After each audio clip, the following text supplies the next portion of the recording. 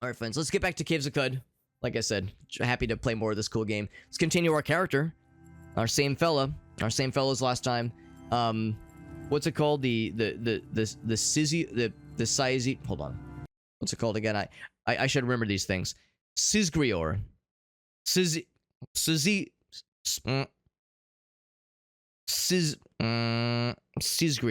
Alright, anyway, that thing. We're continuing as that thing.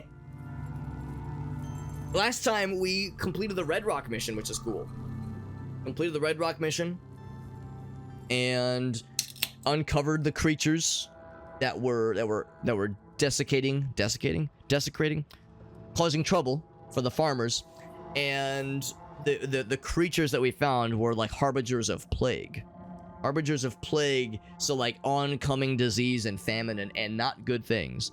So we told the elder about it. He was like, uh-oh, don't like that. So we're doing another quest for someone else, but I suspect when we get back to the elder at the village, he might have like more information for us, perhaps. Will says, don't ask me what I was doing 5 years ago. I don't have 20/20 vision. Dude, can we just appreciate how fucked up that is? 2020 was 5 years ago. Now granted, when a lot of us think of 2020, we think of like, well, actually, in all fairness, I guess shit got weird in like March. Was that, well, I mean, it started getting weird before March, but for most of us in North America, things like started like, you know, getting fucking scary and fucked up and crazy. Yeah, I guess it was March. So yeah, it wasn't that long. I mean, it wasn't that long into the year. So yeah, 2020 was 5 years ago. That's kind of fucks my shit up a little bit, honestly. That kind of fucks me up. Good lord. That is, that's wild. But yeah, that is how it be. That is how it be.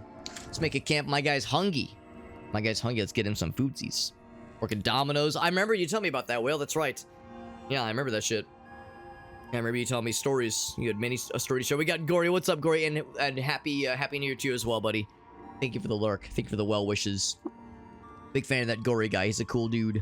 Thank you, buddy. It's always a pleasure. Good to hear from you. Do I have any hold on, do I have any things to preserve? I know I found some meat. Oh, we got the raw boar meat. I wonder if I should cook with it. Let's see. I know we have 3 pounds of it. Choose ingredients. Okay, so I think I have to, yeah, I think I have to preserve it first. Vine wafers are preserved. I think I'm okay with that. Yeah, I think I'm okay with that. And we preserved the raw boar meat. Yeah. Yeah.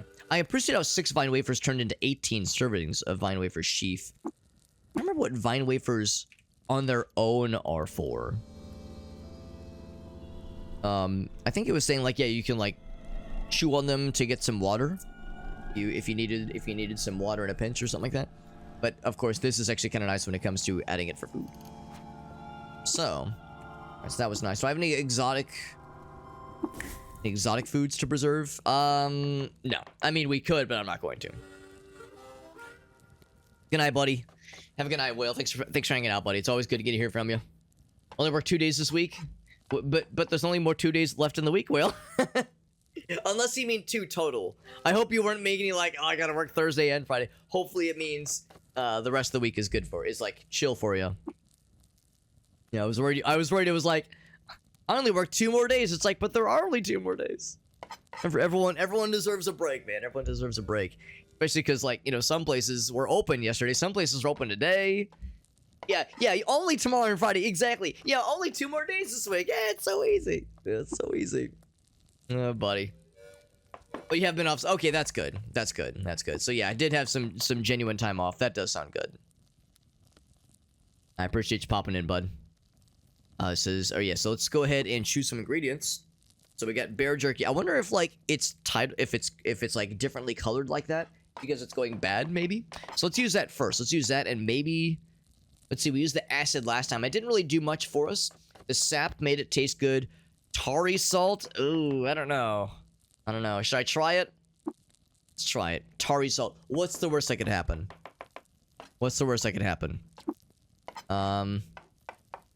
So a dram of tarry salt, some bear jerky, a cracked lens for crunch.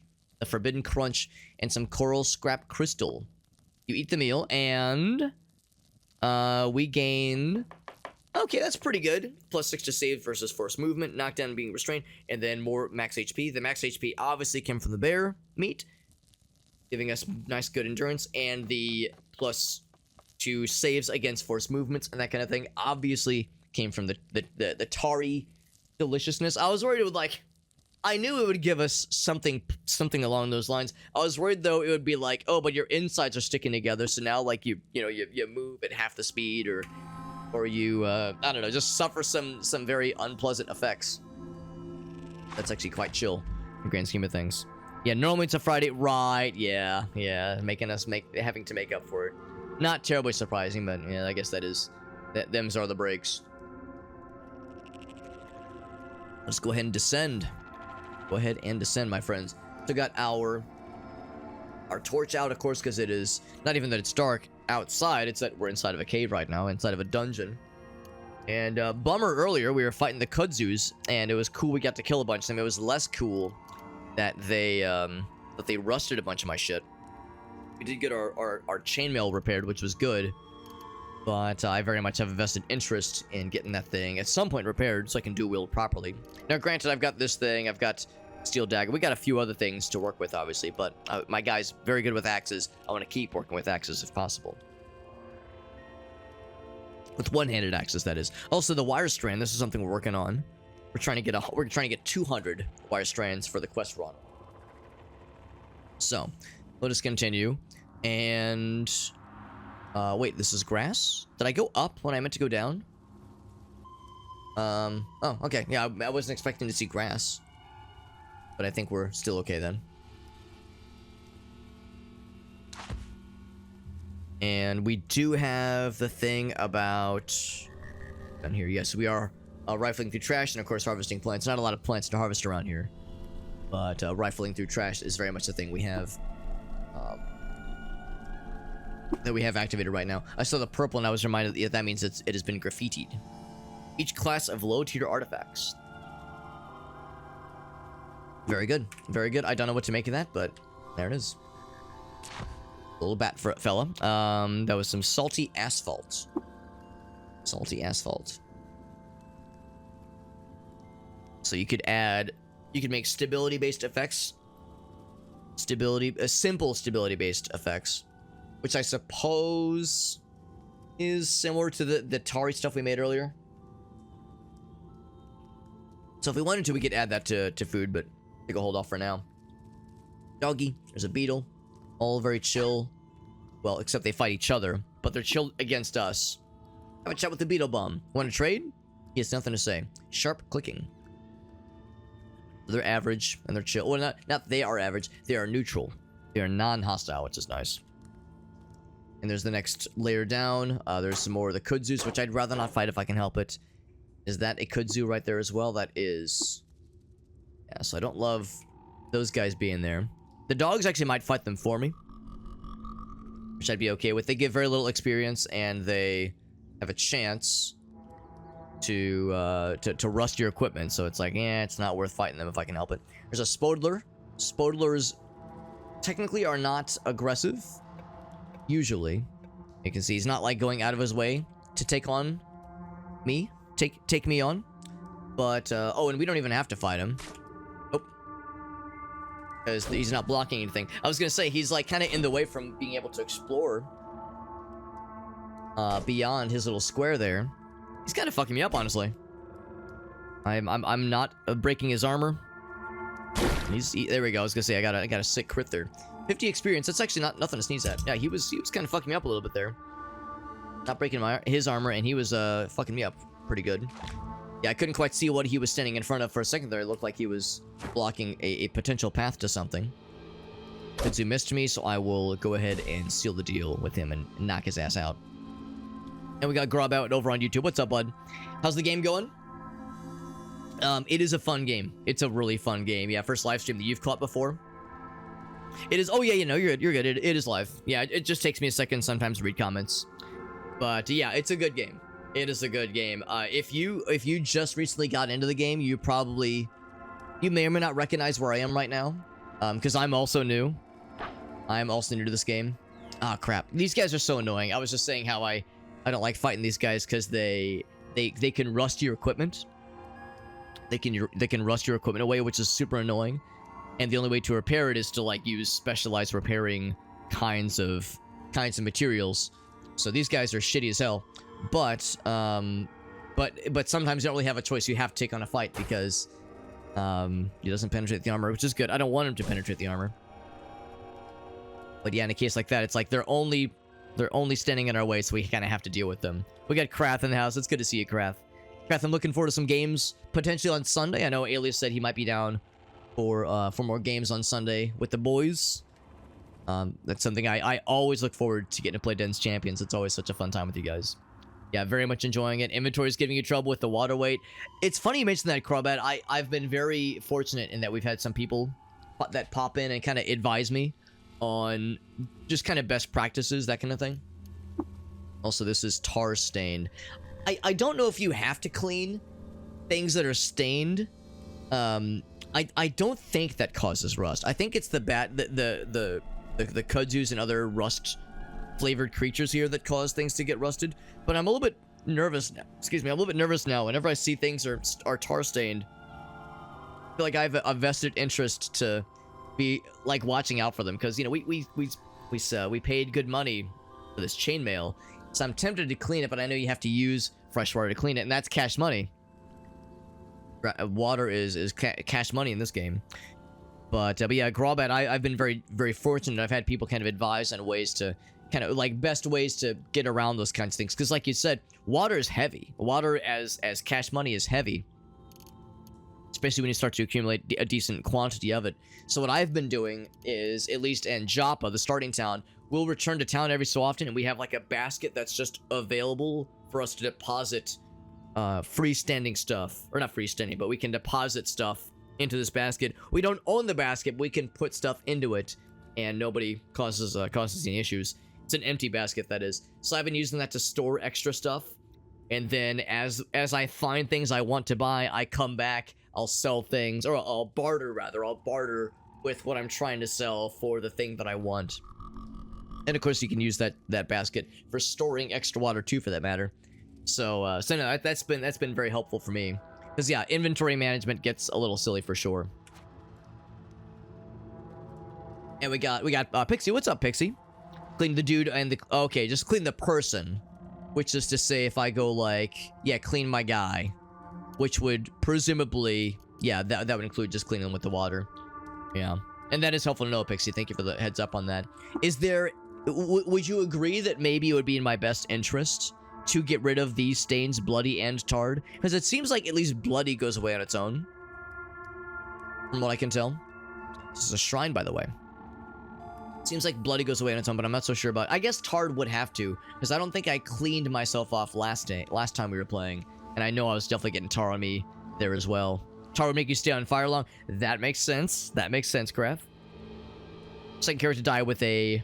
Oh, with some really good armor on? Yeah, that's how it goes, man. That's how it goes. The wire for the first quest? Well, actually, that might be the quest I'm on right now. I'm on the wire quest right now. Although the first quest I did was the Red Rock quest, where you go into the dungeon to figure out what's been attacking the crops. After Golgotha, right? We fought... Wait, hold on, Golgotha. Yeah, that was the person we saw earlier. Yeah. Yeah, that was the... Well, hold on, let me think about it. Golgotha. What? That name's familiar.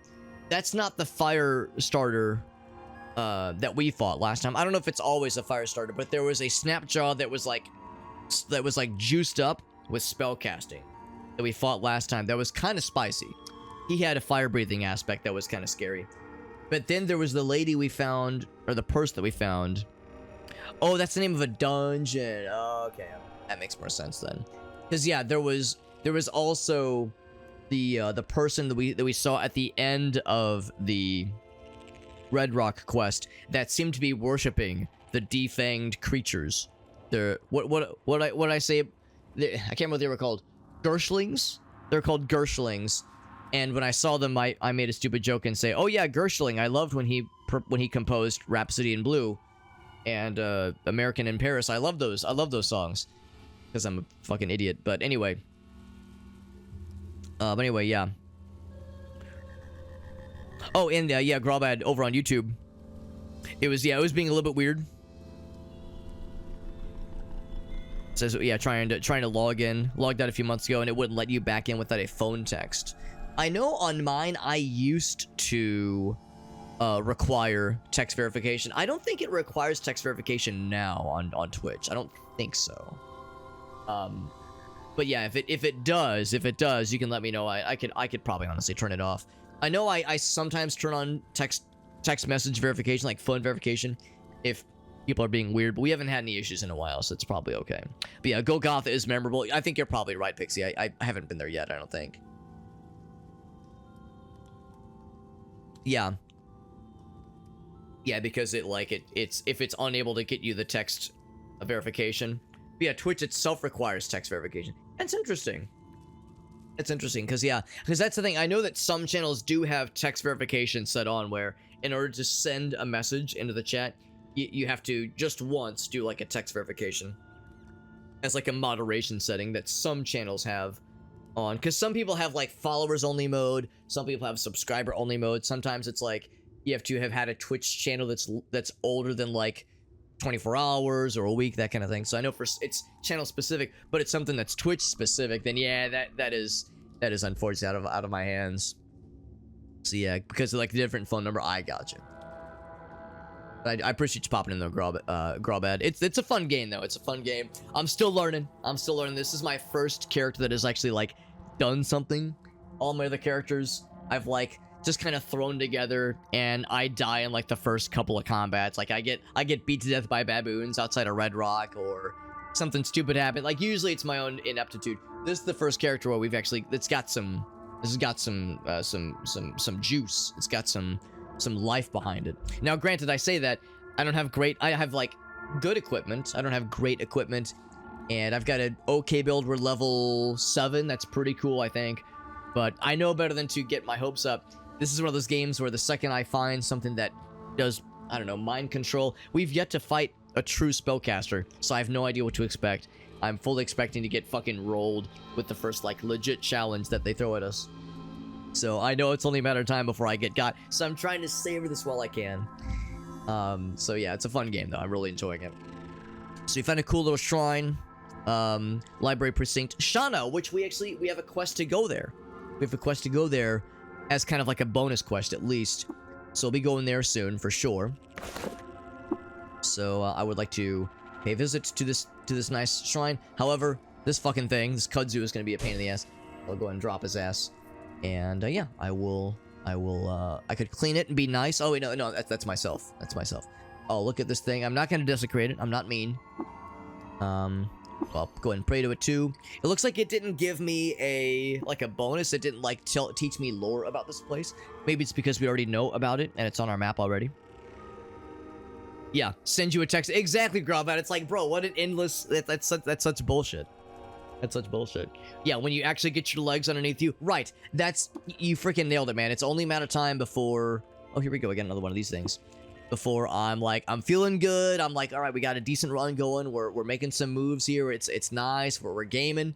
I know better than to think this will last forever. I'm fully convinced. As fun as this is, I'm not going to be like crestfallen or like disappointed in myself or feel that I've brought shame upon my family, my ancestors, when I get got. Not if, but when I get got, because I know better. For a game like this is my first traditional roguelike that I've played in a long time. So we haven't gone up here yet. So I don't play a lot of these kind of games. Generally speaking, I play a lot of roguelikes, and I play... Man, look at all these motherfuckers. Good lord. I play a decent number of roguelikes, and I like this kind of stuff. I like RimWorld. I like that this kind of general gameplay loop of not knowing what's coming. But I'm also like, fuck, what the hell to expect? Also, I'm wondering, I'm nervous about these kudzus. What I think I might do is maybe take off my armor. And like my helmet, things that I give a shit about, I mean, I give a shit about I definitely give a shit about my wings. My axe is fairly, I mean, it's nice, but it's fairly replaceable. I'm worried about like my shit getting rusted. But what's tricky is that last time we were playing, I had a moment where I was fighting one of these kudzus, and they rusted an axe that I did not have equipped. They can rust it, right? It's like Kraft said. So I don't know if it's safer to just go in naked. You know it's legit. You know it's a legit combat experience if you face down against someone and you say, "You want to go, bro? You want to go? All right, let me take my pants off. All right, underwear, shirt, belt, all of it's coming off." You know, you're squaring up with someone and they start disrobing and you're like, "Bro, you okay, man?" It's like nobody wants to fight a naked man. No one wants to fight a greased up naked man. So I don't know if this is really gonna help. In fact, it might even make it worse. Because what if it means they're less, well, maybe not make it worse, but maybe it means they're less likely to target something in my that I have equipped now, and more likely to go for something in my inventory. What if they, you know, rusted out my, well, you can't rust jerky, but what if they rusted my grenades, or I don't know. And killed them pretty easily, yeah. Level 12 after the first 2 quests. Damn, Grawbad, I've done the first quest, and we're on the second one right now, but I'm only level 7. You could always use the bow. That's right. We could always use the bow. We only have a couple arrows. Well, 13 is not bad, honestly. We got Master Commander, by the way. It's good to see you, bud. They can rust all things. They can rust all things. Good to know. Yeah. And that's a 4.2 Pixie. It's not like I have anything that I just can't live without. I really do like my wings, though. We haven't really used them all that often. Where are they? Where's my mechanical wings? I like these a lot. These are my pride and joy right now, because I know it's a very rare find at this point in the game, at least. If nothing else. There's a way to fix rusted later. Right, we found one instant spray. What was it called? Spray it? Fix it spray? We found one fix it spray, and that's what I used to fix up my chainmail, which really helped. Yeah, that's what I've been trying to do. I've been trying to just stay away, but then I'm like, oh, I see stuff where I might want to explore down there. I don't know what leads down there. Oh shit, and that guy keeps fucking taking a piss at me. So it's like, maybe I want to explore up there. I want to kind of maybe see up there. I see where this is going. I see this little hallway, and I'm like, this is getting weird. So I try to just avoid shit. But yeah, they can rust stuff. Yeah, exactly. That's, Grawbad over on YouTube. He's like, wait, they can rust things? It happened to me. Don't let it happen to you. Yeah, it happened to my electrified iron battle axe. Non-functional, rusted from these shitheads. And it was not something I was equipping. It was not something I was wielding. It was just in my pockets. So it's fairly uncommon. Well, that's good. Maybe I've just been unlucky. The wings will be helpful, though. Yeah. Master Commander Sister level 14 on your second guy. That's awesome. Yeah, I've made like 5 or 6 characters, and the vast majority have died within the first couple of combats. But this is our first character to like have some juice. This is our first character to have something going for them. That being said, Master Commander raises a good point. I've never actually tried this. How's about I just fucking grab this fucking thing right here?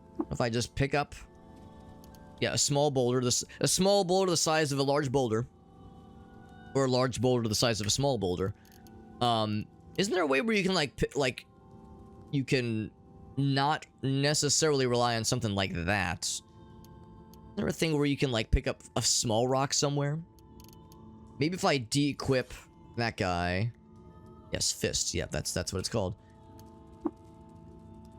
This would be nice if I could, scrounge something together to, like, throw at these motherfuckers. I mean, the reality is that I could, like, drop something so I could pick up the small boulders, if nothing else. Just stuff I can grab, yeah. Yeah, small boulder. Yeah, I know I've, oh shit, what am I doing? Yeah, so that's still concerning. Yeah, if nothing else, I'll just make room for the small boulder. I could try that just to see how it goes. I got a bunch of stuff in here I definitely don't need. Let's drop this iron mace for the time being. Grab that guy, and then grab this guy. Equip it even. Equip. Oh, it occupies the grenade slot. I don't know why I'm surprised by that. That makes perfect sense. Alright, so in that case, I will keep my regular old battle. Yeah, this guy. I'm gonna keep that equipped. I guess my guy's a southpaw? If the default is left-handed, it probably doesn't matter, honestly. These things were a nightmare, yeah. I've been unlucky is the problem. That's the real issue is that I've been very unlucky fighting these guys in the past. So I've actually never used a thrown item before. And I'll confess, I'm not sure I know... Oh, wait, it's probably... Yeah, that's first firing my ranged weapon. I'll confess, I do not know how I go about throwing something. I was thinking it would be... Is it G? Nothing to take, that's not it. There's a skill to aid with throwing. It's T, okay, cool, thank you. There we go. You hit the guy with your small boulder for 0 damage. Alright, I'll do it again. Hiya! 0 damage. I'm beginning to wonder if maybe because I've not invested into throwing. It's very well possible that my guy is like, it's like me in gym class doing the, what's it called when you have the really heavy ball that you have on your shoulder and you spin around and then you go like, yeah, is that the shot put?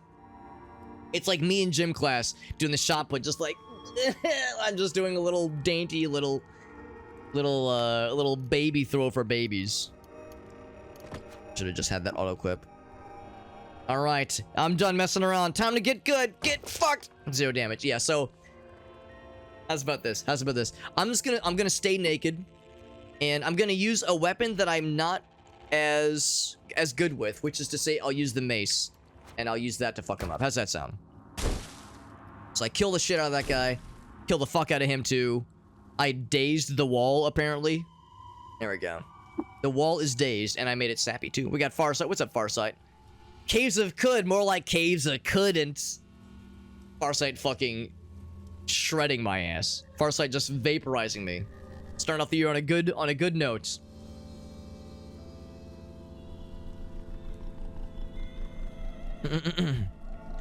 Free hand throwing, yeah, that's basically what my guy was doing. Maybe like the smaller objects would be better. Maybe it's like too heavy.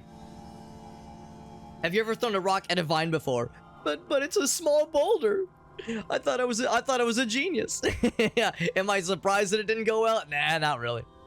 I just wanted to see. That's okay. So the next time we find something scary, we'll square up and we'll put our good stuff on. But for now, I'll just be slapping these guys around when we need to. I mean, I would rather avoid these kinds of combat situations if I can help it. But in these really narrow passages, don't have a lot of options, unfortunately. So I'm trying to watch. Wow, two Kutsu stems. That's generous. I'm trying to watch for instances in the what's the word? The fucking message log for if things get rusted. And they give, 10 experience. It's not much. I mean, it adds up over time, obviously, but it's not much to sneeze at. Critical hit. And I guess the blinking means it is sappy. Wish I could, like, wish I could lick the walls and just slurp up the sap.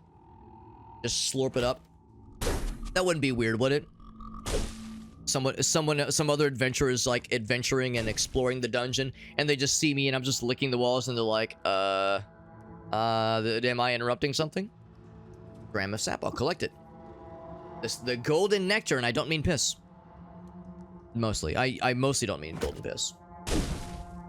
That's a dead end right there. Got another one though. Another one. Use those for cookings.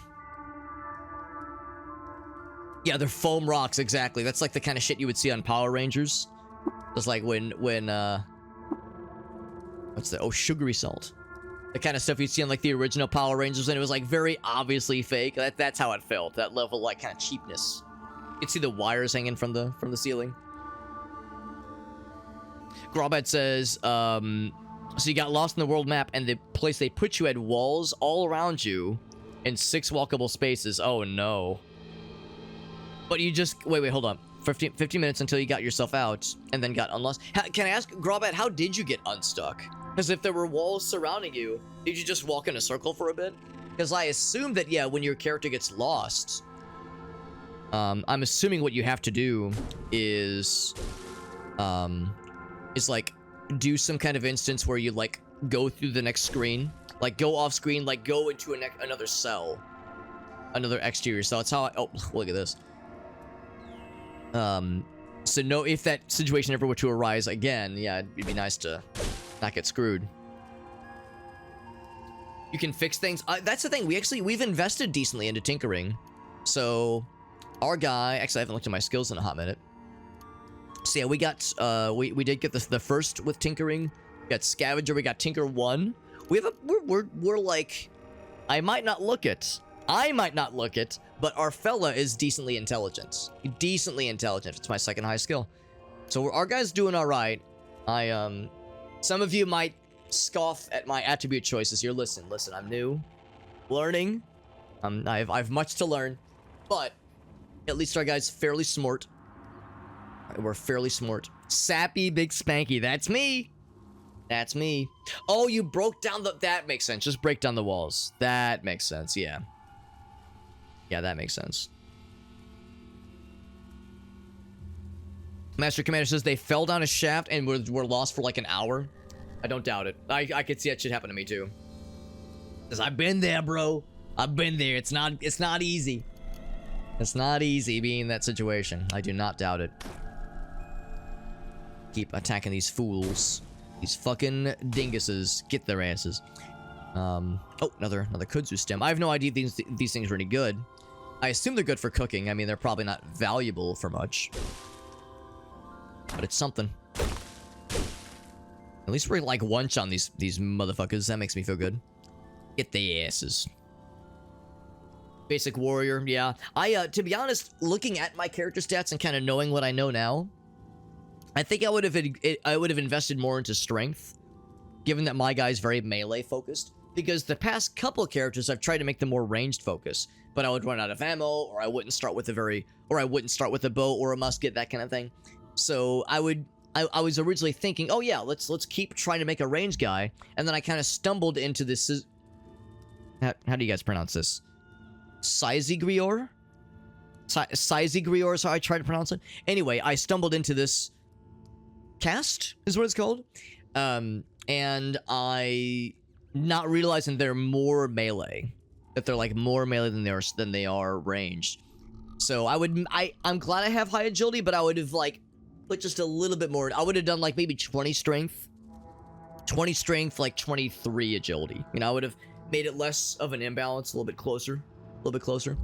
And I know some of you might be like, whoa, your willpower and your ego, what the fuck happened? It's like, you know, we had to make some tough choices. I would have liked, I mean, toughness, of course, that's good. But at one point, I think one person was like, you know, if you're playing a Truekin, intelligence will really, really help. Like, it's like, because at first I was skimping on intelligence. They were like, whoa, you are doing yourself a disservice if you skimp on intelligence as a Truekin. Mutants then we'll talk, but Truekin, like you can kind of live and die by intelligence. Yeah, Master Commander says, my guy's big and strong, but yeah, banging two rocks together is about the extent of their technology. Which, fair. That's how I feel in real life sometimes. Valid. So Grobet says the stems can be good for healing, but they can confuse you. Well, I do know... Actually, funny you mentioned that, Grobet. I know that there's... I think I've got... Excuse me. Sorry, I'm trying not to be a belching gross person. The Witchwood.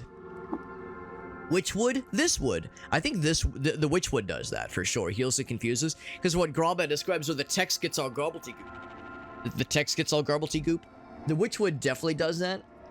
Actually, I guess I haven't looked at what this does. Does it tell us what it does? It does not tell us, so we'll figure it out. I assume it's mostly... I mean, I've got 11 pounds of this shit. I'm assuming it's like for flavor. So you probably wouldn't want to eat it on its own, but maybe cooking with it could do a little something. Pixie says it is Syzygyrior. Syzygyrior. Thank you, Pixie. Also, is it... Correct me if I'm wrong. Is it Pixie or is it Pikesy? So I'm assuming... my brain sees that word and parses it, I think it's like a fun spelling of Pixie, but then I'm like, oh wait, maybe there's more to it. Got blinded? I've yet to get blinded. I'm assuming it means that, yeah, you legit can't see shit. Like, in-game. Whole screen goes dark? That sounds awful. That sounds miserable. So speaking of chasms, here's the craggy ledge, and if we look down, just the open air. I'm not gonna press down. I'm not gonna press down. I'm too scared. I'm worried that the game will let me fall off the edge and die horribly. So I'm gonna kind of I'm like sidling up against the wall right here, prevent myself from eating shit. Graffitied Fulcrete. And I look at the graffiti. It says Super Hobbit was here. No, it says he's terribly finicky about food. Probably. Yeah, the Witchwood. I've yet to try the Witchwood. I've heard it's good in a pinch. I've heard the Witchwood is good in a pinch. I've heard in combat, the nice thing about like healing in combat is like as long as you're like walking in a straight line, or you're fighting one thing and there's not a lot of surprises and you just need a little bit of health pick me up, then it's fine. But the minute you have to be navigating menus, if you're trying to cast spells, activate attributes or activate effects, if you memorize where things are on in the menus, then you're fine. But I understand that, yeah, getting confused mid-combat can be fucky. So it's like, you know, it's not a death sentence, but it can be scurry. So buyer beware, or gamer beware. What is this? I'm guessing this is, yeah, the tarry salt. Pixie says it's whatever you want it to be. Just don't call me late for dinner. And we got the salty asphalt. So we got tarry salt and then assy fault. I suspect we're just gonna... Oh, another fella. About to say, I suspect we're about to go to the next... go to the next floor pretty soon here. Yeah. Looks like you have walls and stuff around you. Right. I've yet to see it, but I'm assuming it's really fucky. Oh, by the way, I probably should have put on armor before fighting this thing. Because he just hit me for 6 damage. But I think we're probably okay, because our guy's pretty strong. I mean, he did daze me. 7 damage. 27. Oh, fuck. Okay, we did kill him. But he kind of whooped up on me a little bit. Look at that. All that trouble, I get 12 experience. Nothing. So yeah, next time I fight something that is not one of these little baby fellers, I gotta square up with some legit armor. So I'm gonna continue kind of going around, then I'm gonna double back and see if we can go through that little part of the wall. Unless it just kind of dips around this way. I think I've already explored up here. Yeah, we should be good there. We got Unstable. What's up, Unstable? Good to see you, buddy. Unstable, I don't know if you've ever heard of this game. It's a fun little game. It's a fun little game. If you like traditional roguelikes and that kind of thing, it's pretty cool. I'm really vibing to it. I think these things are, yeah, they're hostile. I mean, they're not going to do anything against us. I think they sometimes drop stuff, maybe. I guess I've yet to see them drop something, but... Can I squeeze by him? I actually cannot. If I do one of these... Oh, well, I meant to do the diagonal movement, but yes, let's kill him. Oh, and he dropped a thing. I'll continue with the thing. You can wait until healed. That's a good point, too. You can wait until healed, yeah. Which is not... Whoa. A slug. Whizzes past you. Something's shooting at me. When I hear slug, I don't think... You guys know the hypothetical of, like... The cursed slug? You all know about the cursed slug hypothetical? Which is to say...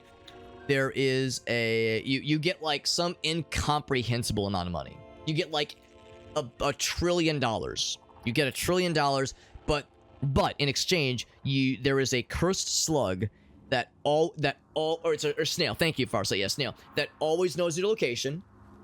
It always knows your location, and it will always be on the same plane of existence as you are. Always. If you hop on a plane... It can get to you. If you go to the moon, it's on the moon as well. If you go to a parallel universe, it jumps to where you are too. Like it's always slowly moving towards you. And if it touches you, you instantly die. There are no protections. If you're wearing a hazmat suit, if you're wearing a suit of armor, does not matter. Like that's the hypothetical. Like, would you still do it? So I see a slug whizzes past you. I go, oh, he's there. Oh my God. But it's a snail. Right, it's a snail. All right, so I'm going to, well, for one thing, I'm just gonna like move away for a little bit. And if someone's launching some projectiles at me, I gotta square up. Or I at least gotta armor up. So put on my skull. Insert my skull inside my head real quick. No, it's a helmet. But it's funnier to imagine I'm just literally putting Putting a skull on in my shit. So regain the ability to fly, of course. Let's get our slightly better melee weapon. Not that much better, but our guy is very much spec'd towards the use of axes. So I will switch to that guy. Swing. And then I don't know what kind of thing they're hitting us with, but I'm just gonna assume it's a thing that might do well against being on fire. So let's equip our thermal grenade. Some Fallout vibes, absolutely. Yeah, we're talking original Fallout, right? We're talking original Fallout. The buy trade screen, very much so. Very much so, yeah. Yeah. Yeah, Grawbad's right there. Yeah, I was at like 60% health. That guy was a little bit spicy. So I could have just healed. I could have just waited. But I don't know. Sometimes I like to. Oh, so I think the pig's shooting at me. I was thinking maybe it wasn't the pig. Or shooting the wall. No, I don't know. I'm kind of weird. I've played Dungeons and Dragons back in the day. Thankfully my current group isn't like this, but back in the day I played Dungeons and Dragons with a particular group that hated to rest. Like they hated to rest, and they would always give me shit for any kind of situation where I was like, guys, can we like, especially for spellcasters, it's like, guys, can we like take an 8-hour rest so I can get my spells back? And it's like, nah, bro, we gotta keep moving. So I have this like thing in the back of my mind that says people will get mad at me if I stop to rest, and it takes no time at all. Obviously, hit of a button, it's nice and simple, but like it's ingrained in my psyche in some ways. So it's kind of dumb. They're not gonna break down the wall, are they? I'm trying to like draw them to me into melee range. It's fine. You guys gonna shoot this thing down? 7 damage. Because I want to heal as much as I can before I engage. Critical hit on the wall. Still says it's fine. Still says it's fine. So it's like the movie It Follows, which I'll admit I've never seen. a Tonberry? Tonberry or Tunberry? Is that from this game? Critical hit for 8 damage. So I'll get as much healed up as I can, but I'm a little worried I'm gonna have to close the deal, because I think it's an actual boar that's shooting us. And you know what? There was the thing earlier where we killed the magic and fire, like spellcasting Snapjaw that had done something unspeakable to pigs, and as a result, killing him made swine detest us less. So it went from like -300 to -200. So, like, pigs are starting to like us. I'm gonna have to fight this guy, and then they're gonna start disliking me again.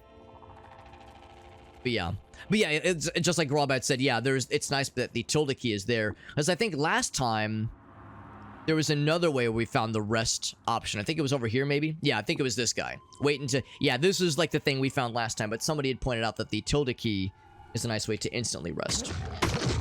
So in this case, I don't know if that's actually an option. He's here. Okay, that's good. Let's see what it is we're up against right now. This is a slug snout. So average encounter. Okay, that's not too bad. So, what was it? What are they called? Sniffets? It's like a sniffet in Mario 2. The little fellas that shoot little bullets out of their nose. They got like, it's kind of like a Shy Guy, but they got little proboscis on their nose.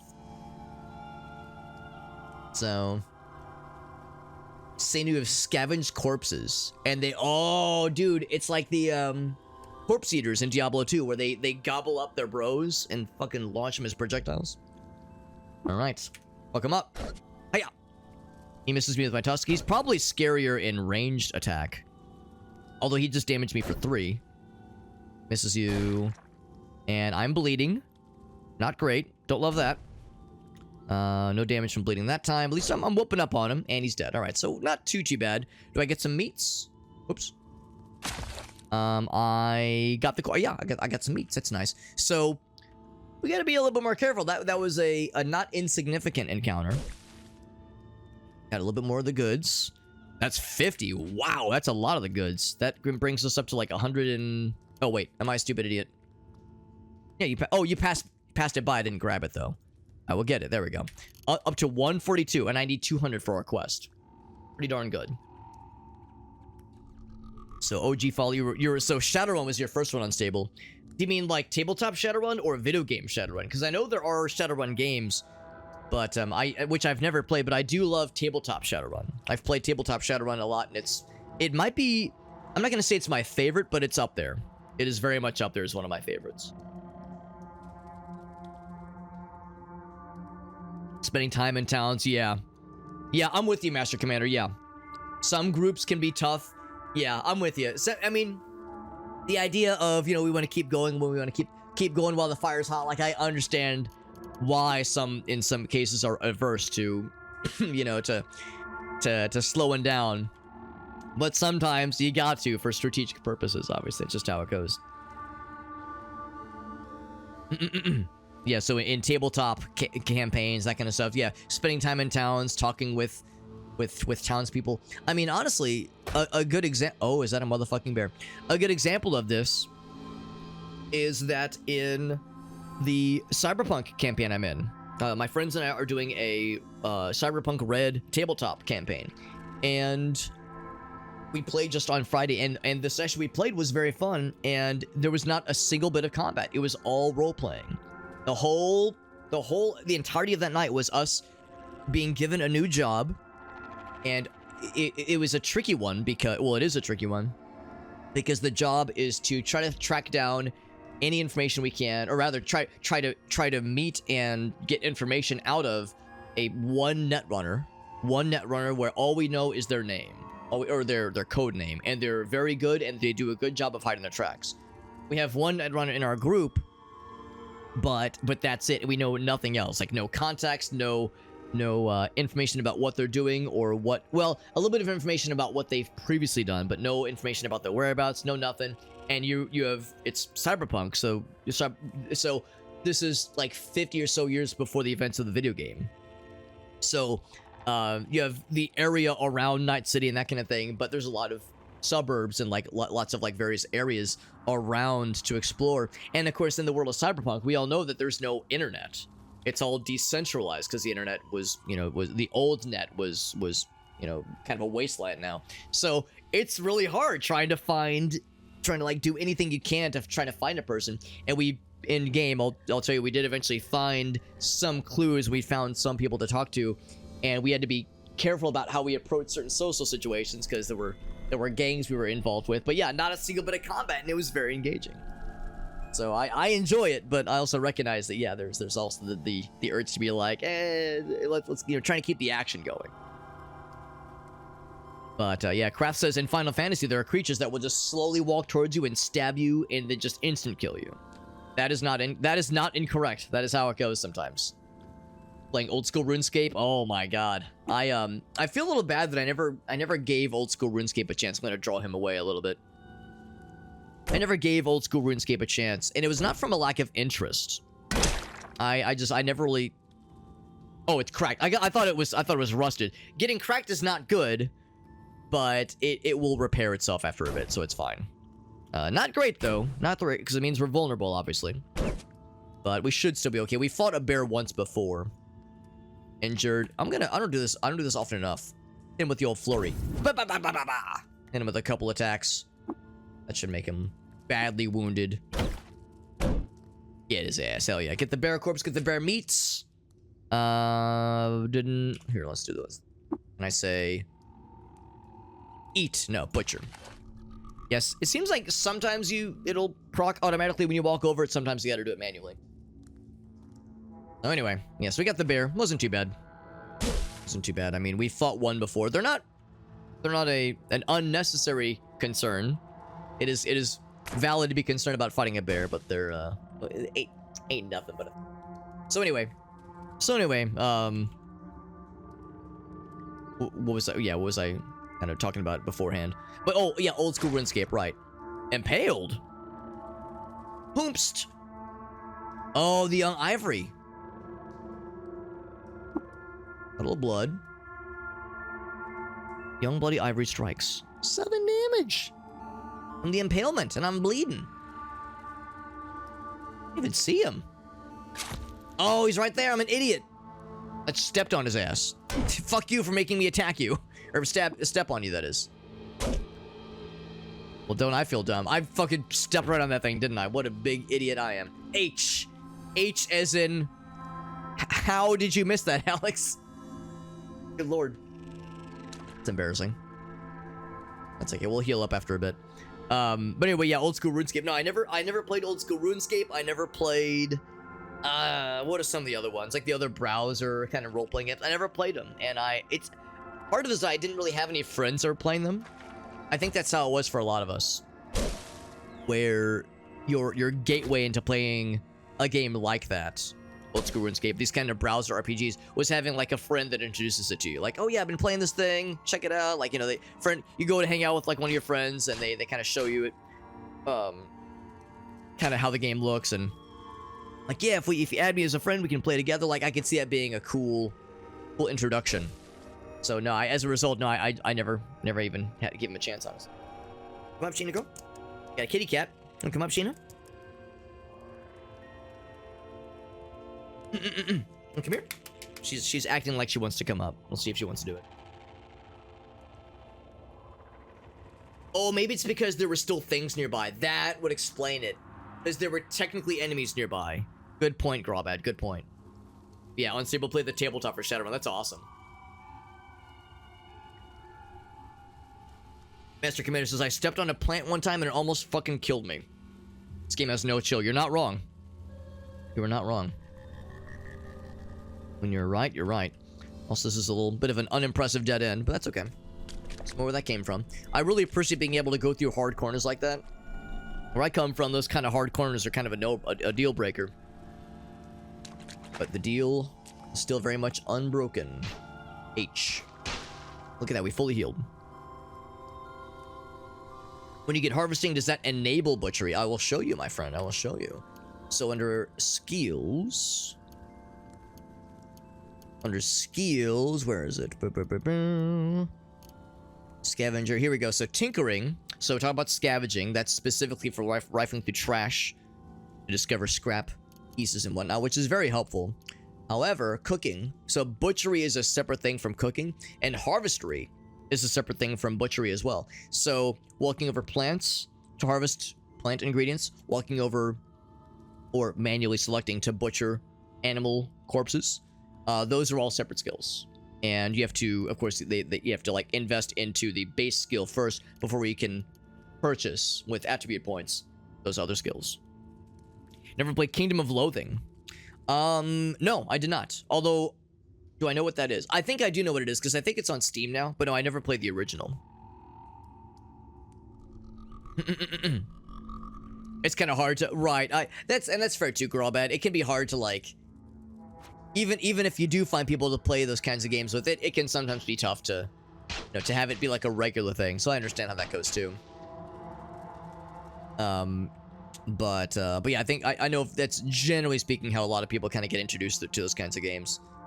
But yeah, like Rob had said, even like if you find people to play with, yeah, it's like it's easy for things to not always stay consistent. It's easy for groups to kind of go by the wayside. It happens all the time. All too familiar. Jesus, there's so many of these things. So many rusty boys. There better be something cool over here, bro. There'd be something really cool over here. There's this fucking wall of rusty boys. Yeah. Enemies and NPC doing trash. Right, exactly, yeah. In fact, and I guess in all fairness, I haven't looked for trash in this area in a minute. Although I guess, I know, there was a lot of trash in Red Rocks. In the, Red Rocks, it makes it sound like I'm talking the concert venue in Colorado. But in the dungeon Red Rock, there was quite a few kind of heaps of trash to rifle through, and we did find quite a lot of things. We found a lot of scrap, which is nice. Nothing amazing, but generally useful scrap. All a dead end, a goddamn dead end. Can't you see that shit? Can't you see that goddamn shit? Good lord. Hi, Shayna. You're being a good girl, Shayna. For anybody wondering why I'm like moving my arm away, it's because I'm kind of allergic to cats. Yes, you're a good girl. She's a good little buddy. I'm allergic to cats, but it's usually not too bad as long as I don't touch my face. But Shayna, in particular, she loves to rub her face all over my arms and get them nice and itchy. It's because she loves me so much. It's a sign of endearment, right, Shayna? It's a sign of endearment. The way she rubs her nose on my face gets him itchy. Or she knows it gets me itchy and she's like, hey, I'll get his ass. She's doing it on purpose. Do you knowingly know what you're doing, Shayna, when you rub your face on my arms and you do it because you think it's funny? Is that what it is, Shayna? It's funny to imagine that's what's going on.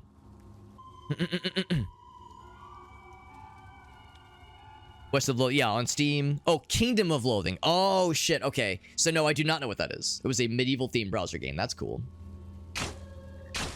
I do like the... Oh, did the bat level up? Hell yeah, good job, bat. Can I look at the bat and appreciate? Well, I mean, he's neutral, and he would be an easy fight, but I gotta fight my bro. He just took care of one of the big scary guys for me, and he leveled up. Good job, bat. Is there an option to pet the bat? I will chat with the bat. I say, good job. He's nothing to trade. Right, good talk.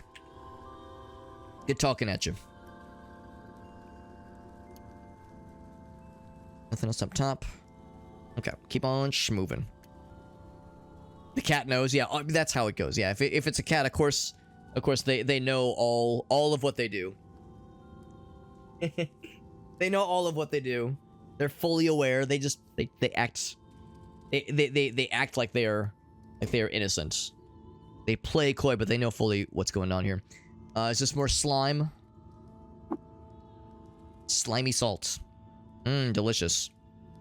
Another amoeba. Most likely is lurking somewhere, because we fought an amoeba earlier, but I think that was that was this floor. That absolutely was this floor. Slimy salt. So it's possible that was the same amoeba we fought, because it could have gone through that little corner area. And that's where it all started. So it might be nearing the end of what this floor has for us. Heckin'. So annoying. I'm grateful we haven't gotten more rust. Got 2, because on the first floor of this area, I got hit twice with rusting. So if it's fairly uncommon, I've just been unlucky then. I do appreciate how we don't have to fight that spider. We probably could have ignored him. But every time I've tried to ignore them, they will take on a fight against me. So now whenever I see him, I don't need to give him a chance. We go right to directly fucking them up. Offer them no quarter. So let's get back to the next floor then. Actually, I can probably just do one of these since we've done all this. Yeah, that all looks pretty well and dandy. I mean, is there something up there? I guess I could check real quick. That one I think I'm pretty good on. Boop, boop, boop, boop, boop. Watch my guy go. Oh, oh, oh, oh, oh, hold on. I apparently missed this. Gets me up to 150. Very nice, very nice. So I'm embarrassed I almost missed that. Actually, hold on. Boop. Okay. Yeah, I figured probably not. Alright, so what's up here? Anything cool? Oh, maybe. Alright, well, let's keep looking. Let's keep looking. You can actually trade with them? Because, yeah, so far they have nothing to trade whenever I talk to them. But every once in a while, that's good to know. You know what? Next time I see one, I'll try it then. Every once in a while, I'll try it on a lark, just to see. I wonder if it's dependent on your, like, I don't know if it's, I guess your ego, I guess? Because I don't have a very good ego. I'm guessing they won't even, like, engage with you if you have a low enough ego. So yeah, I'm guessing maybe that's why so far I've gotten nothing out of them, but maybe someday. So looks like that is the end of the line here. You know, wanna like sit down? Shayna loves to do this thing where she just stands on one of my knees and it's very uncomfortable. Like, you could just lie down. You don't want to come over here? The problem is, Shayna loves getting attention. Some cats, or just some animals in general, have like a limited social battery. There you go, good girl. Have like a limited social battery, and they will, they're happy to get attention on their terms, and then after a while they're done, and they will let you know when they're done, and they'll be like, all right, I'm off. They'll jump off your lap, what have you. So a lot of animals, cats, dogs, that kind of thing, will have a limited social battery. Shayna, if she has a battery, it's broken, and it does not charge, and she always is down for attention, which is very sweet. But sometimes it's like, Shayna, please, I'll be working. I work from home very often, so it's like I'll be working. It's like, Shayna, please, I have stuff I need to do, and she's over here like, not my fucking problem, bitch. Not my problem, you bitch. So it's like, please, Shayna, can I like do other things? And she's like, nope, no, you cannot do other things. Oh, He's offering a sap stained small boulder. Do you have any water to offer? Probably not, if I had to guess. He says, ah, yes, would you like this sap stained boulder that you were using earlier to fling at vines earlier, Alex? No, thank you. No, thank you, but I appreciate the offer. So there you go. Grawbad, sure enough, the beetles can sometimes come in clutch.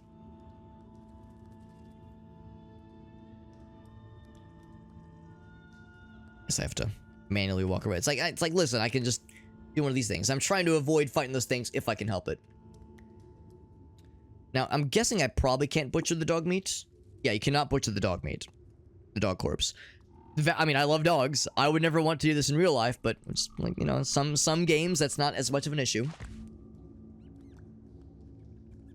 Alright, so my guy's still full health, and we have everything else still equipped. On to the next floor then. See what else awaits us. Oh yeah, we could eat it for sure. I was thinking more about butchering it though. Some of the characters are scavengers and the blue beetles are... Right, that makes sense too. Some animals naturally scavenge. There's cannibals. We've seen them. Yeah, we've seen cannibals. But also, isn't there, what's it called? Carnivore is one of the... I guess it's kind of a detriment or like a negative thing. Something was shooting at me. Oh, it's probably a seed launcher. But yeah, there's a... Oh, wait, critically hit me for 2. There we go. Get his ass. But anyway, yeah, there's one of the starting detriments you can choose. You can choose from. I think it's called carnivore, where you can, if you eat something that does not have meat, your guy will get sick, and you can eat any kind of meat without getting sick, including raw corpses. And I think someone even said this is an achievement if you just eat a raw bear corpse, just gobble the whole fucking thing up. So one of these days, I'm gonna roll that, or maybe not roll, but I'm gonna choose or randomly roll that detriment, and then I'm gonna eat a raw bear, and I'm gonna feel so fucking powerful. We still have some raw bear meat and a raw boar meat as well to jerkify. So we got that to choose from. That guy fucked me up though. That guy did 7 damage. Single seed launcher. That's like... So there's some characters I've rolled that don't have much more than 7 damage. 7 HP, that is. These guys are pretty chill. I've yet to have the jilted lover do anything scary to us, so those guys are pretty harmless in the grand scheme of things. Surprised that this doesn't show up as a nearby object, but I guess it's not an object, it's a liquid. But the sugary salt is good for cooking, I think. I try to grab it whenever I see it. I mean, maybe that's wrong. Maybe I shouldn't be. Or, oh, sugary salt, not salty sap. Potato. It seems like it's good for cooking. Seems like it's good for cooking. Would like to explore here, but these guys are being mean. I'll just beat the shit out of them. And I'm watching to make sure nothing gets rusted. Not that I can do anything about it if it happens, or even when it happens. Is this gonna be another dead end? I'm gonna be so sad. I think it's another goddamn dead end. Yeah, let's keep exploring. Oh, hold on. He did drop me a stem. You know, with the torch, we have limited visibility, so I could maybe see it where... Actually, no, I think we can even assume if there's a wall here, then we can't do like the little, like, hard corner kind of slide around. Like, if it'd be one thing if there was a wall here, but a wall not here, then you can do like the diagonal slide. But there, we can very much assume that's a dead end. Oh, thank you for pointing that out, though, Grawl. Yeah, let's move the camera. Because that is kind of obnoxious, isn't it? Whoops.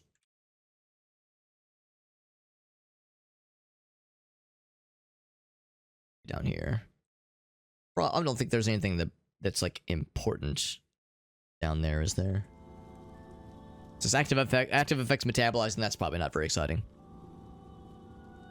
Thank you for pointing that out, though, Grawbad, because yeah, I try to avoid that if I can help it. Also, I just noticed that on TikTok. That's really annoying. I just noticed on the TikTok live app, or live streaming app, because I am multi-streaming, I simulcast to lots of places. It's very annoying. TikTok will automatically grab a full screen app and stream to it, but it'll do that once. And if you alt-tab, sometimes it will not recapture. So it captured the starting screen, but when I alt-tabbed to hit the start streaming option on TikTok, it did not recapture. So it still shows the starting screen on TikTok. So that's very, very stupid. It's just been sitting on the live screen this whole time. So it captured it once and only once. It's like, bro. Oh my god. It's embarrassing how badly the TikTok live streaming app has functioned. And I remember when I first looked into multi-streaming. It's an easy fix, obviously. I can just toggle it. But when I first looked into multi-streaming and figured out how to get it set up, I remember this was over 2 years ago. This is over 2 years ago. Well, it was just about 2 years ago. And people were saying then, man, the TikTok live app is terrible. It is an awful piece of software. And I remember at the time being like, well, I'm sure it's bad now, but they'll improve it over time. And no, they really have not. It still barely functions. It's kind of, it's embarrassing that a company with so much money and so much prestige cannot make a functioning application. And I don't know. I guess normally I try not to sling shit. Normally I try not to make it sound like I'm slinging mud, but it's like, man, it's embarrassing how badly the TikTok live app is. It's just shameful. Given that there's OBS, there's LiveSplit, there's all these other streaming apps that work great. YouTube works great. So it's not like other companies haven't figured it out, but it's like, oh my god. I think it's just they just don't prioritize it as something to invest into. So it's probably not they don't know how to do it. It's probably just a matter of it's just not a priority for them. But it's annoying because it's like, man, there's a lot of people that would like to stream on it if it worked better. So them's the breaks. This is Dreadroot. We've seen these before, but it's been a while since we've seen them. I think this is our first time seeing it in here. Yeah, TikTok users. I mean, unfortunately, the reality is that yeah, there's not a lot of people that watch live streams on TikTok for this kind of thing. Not a lot of people are looking for, especially gaming content like this. This is, in all fairness, this is a very niche game. I blame nobody for looking at this game and going, no thank you. I mean, I love it, and I think it's great.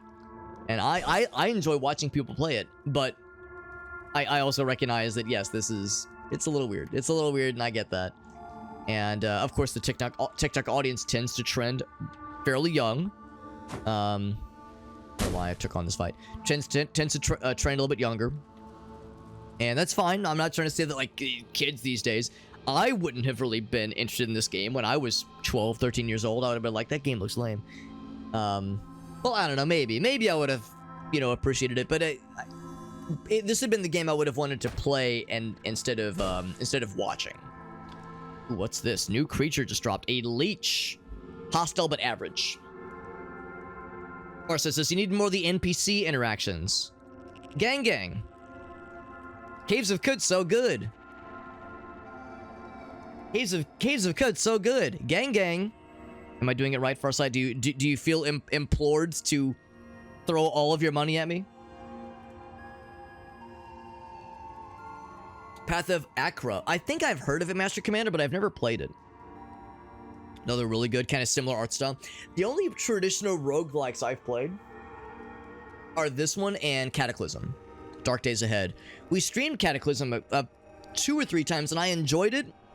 But man, that's a hard fucking game to figure out. I really appreciate that this game has pretty deep systems and is challenging and has a lot of like cool shit you can do.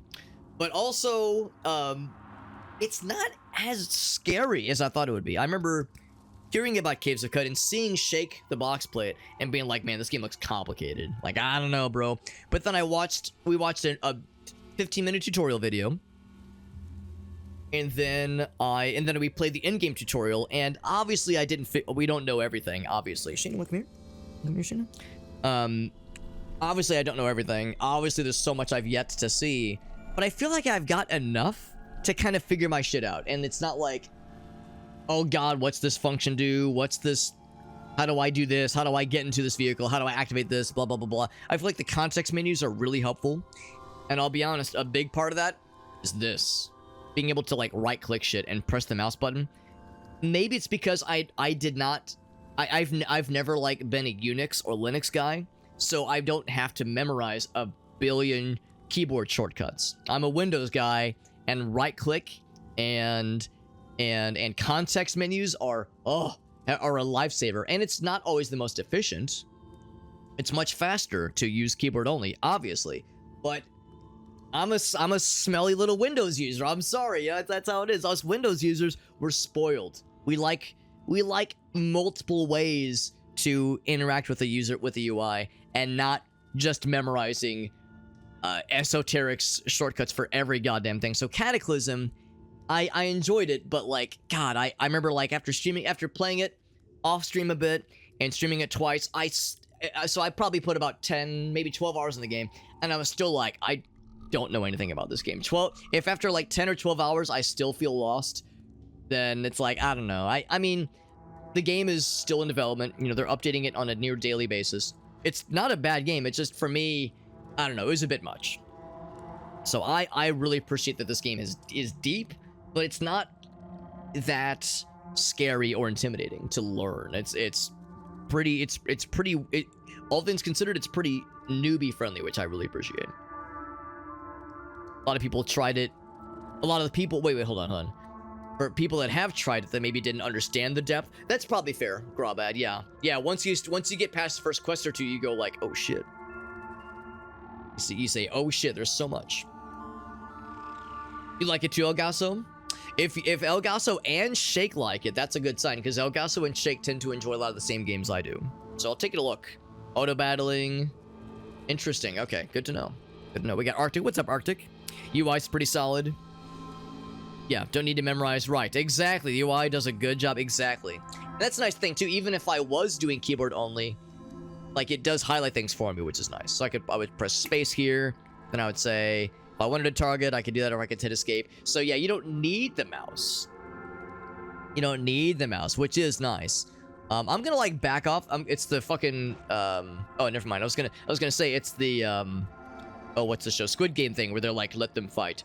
So I like the idea of the two big boys fighting the other big fella. Also, my temporary HP went away, which made me sad. Kill. So I've killed the fuck out of one of them. Oh my god, I just fucking murdered his entire penis. And this guy, I can clean him. Oh, that's so nice. I can bathe him. Bathe him. Cleanse the unclean. So, I thought they were fighting. Maybe they weren't fighting. I thought maybe they were fighting each other, but maybe not. Leeches and giant centipedes. Sucker bells pinch the air with blood itch. I guess they'll try to like slurp your shit. You resist the leech's life drain. Yeah, he's trying to slurp my shit. I took 1 damage from the life drain. In that case, I will drain his face by killing him. There we go.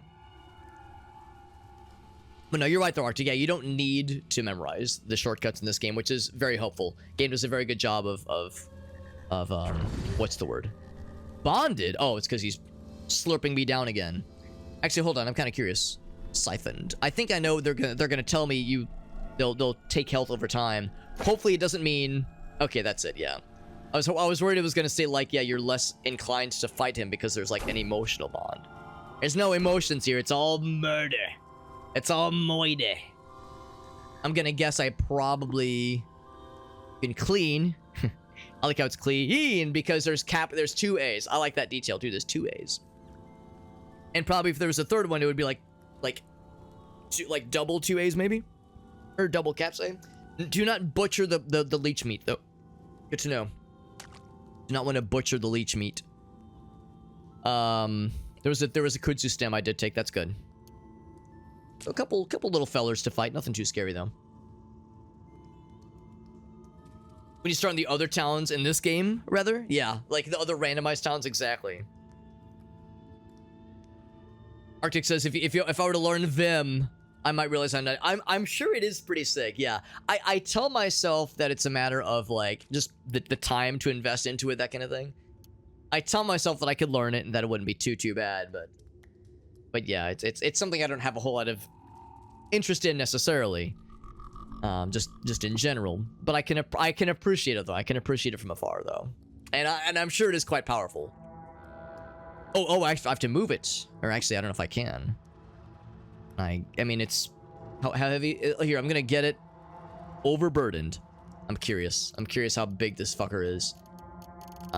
It's a little heavy. It's a little big, So I'm going to I'm gonna equip. if I drop it... Okay, it dropped it right there. But I can just do one of these. That's okay. It's only 500 pounds. I'm grateful that my guy didn't, his spine didn't just snap like a twig when he picked it up. You picked up something that was 5 quadrillion pounds, and now your character has been vaporized. Roll a new character.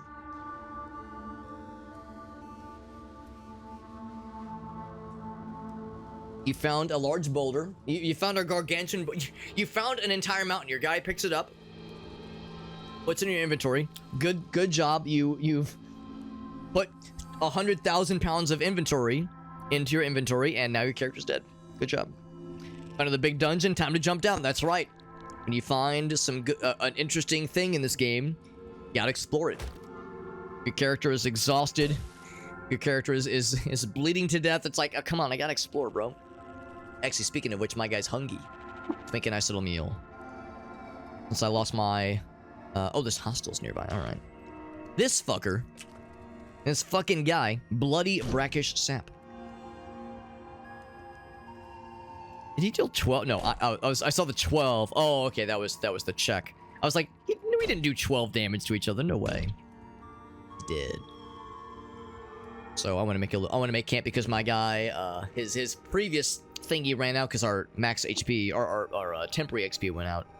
So let's make something nice. We of course have the cooking benefit, which is nice.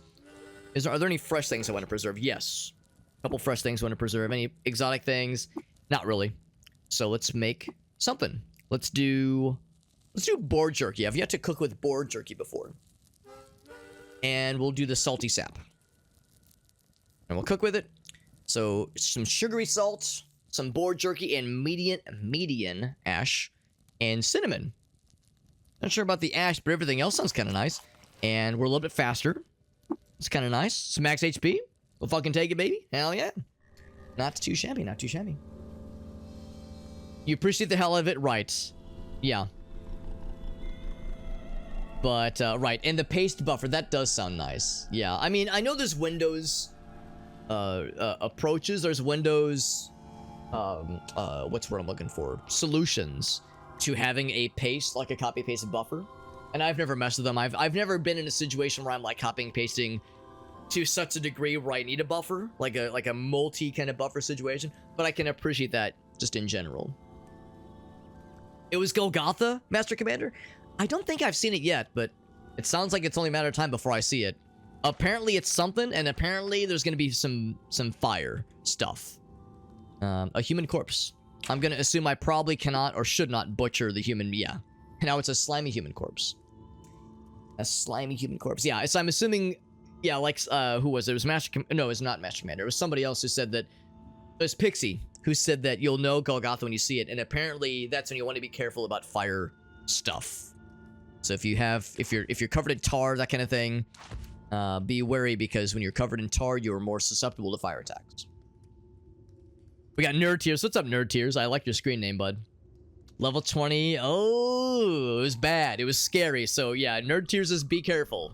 Master Commander says I'm doing all right. He says I'm holding out, baby. I'm holding out. Another. Oh wow. So I'm wondering. This actually answers my question. I was wondering earlier, how did I accidentally stumble on to the young ivories? Because earlier I stepped on one, took 7 damage, and I was like, bro, how did I miss that? And now I see it's because they're not always visible. They're not always obvious. Sometimes they show up at the last second. So that answers my question. How did I miss it previously? That is how I missed it previously. Lots of conveyor belts. Interesting. Interesting. It sounds scurry. Interesting and like memorable for sure, but scurry no doubt. Scurry no less. You can yank lines or highlighted text into the... Oh, for the buffer. Gotcha. Lines you delete also go into the buffer. Wow, that is cool, Arctic. That is cool.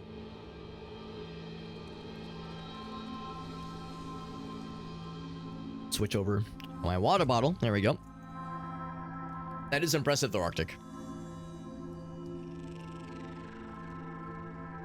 Yes, especially if you're coding or something like that, or scripting some stuff. That'd be pretty powerful.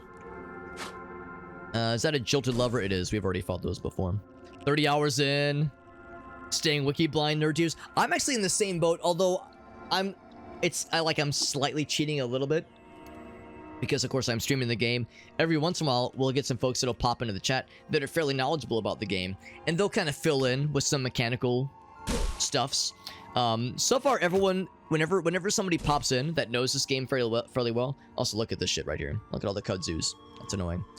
But generally speaking, yeah, everyone's been very respectful. They'll recognize Alex is new. I'm not gonna spoil anything about like how the quests go, or they'll kind of let me fuck around a little bit. They won't be like, oh, don't do that, Alex, or don't try that, or don't like don't make that kind of build. Generally speaking, it's been pretty nice. People have been very generous and considerate, and not like backseating super hard, and not being like demanding or that kind of thing. But also when I have questions about mechanical things, like, oh, what does this status mean? What is this? I get a goddamn... Oh, another motherfucker. God, that's so annoying. Yeah, they are easy to miss. Easy to not notice. But, so yeah, when I have mechanical questions, when there's some kind of thing that... like a highlighted term that I don't recognize pops up. There's been times, yeah, where someone will chime in with an answer to those questions, which is very nice, but I recognize that gives me a bit of an advantage, because the game intentionally does not always give you everything out of the starting gate. There are things that you don't know about until you experiment with it in game, or until you look it up through the wiki, that kind of thing. And both approaches are perfectly valid. It's not like it's bad to look something up on the wiki necessarily, but I can very much appreciate what Nerd Tears is saying, like trying to stay away from the wiki if possible, to avoid any situation where it's like, oh shit, I've had like some assistance or some intel when you weren't seeking it. I can very much understand that idea of experiencing something like this, kind of as the game devs probably originally intended. They probably weren't expecting you to delve into a wiki, that kind of thing. And I guess you could extend that to something like Binding of Isaac, where Binding of Isaac is a good example where they don't, by default, oh, it's a deep water. They don't by default give you a ton of intel on what something means, what something does.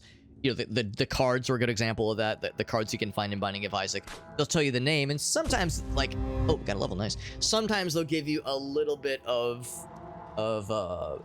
like a kind of a hint of what it's going to do. But a lot of the times, like the tower, what the fuck does the tower do? The Hierophant, I don't fucking know.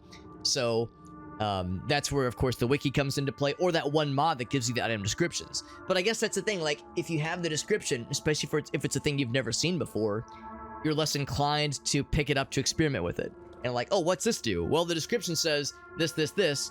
I don't know if I like that. I'll probably not pick that up, but by not picking it up, you don't get to experience it or experiment with it.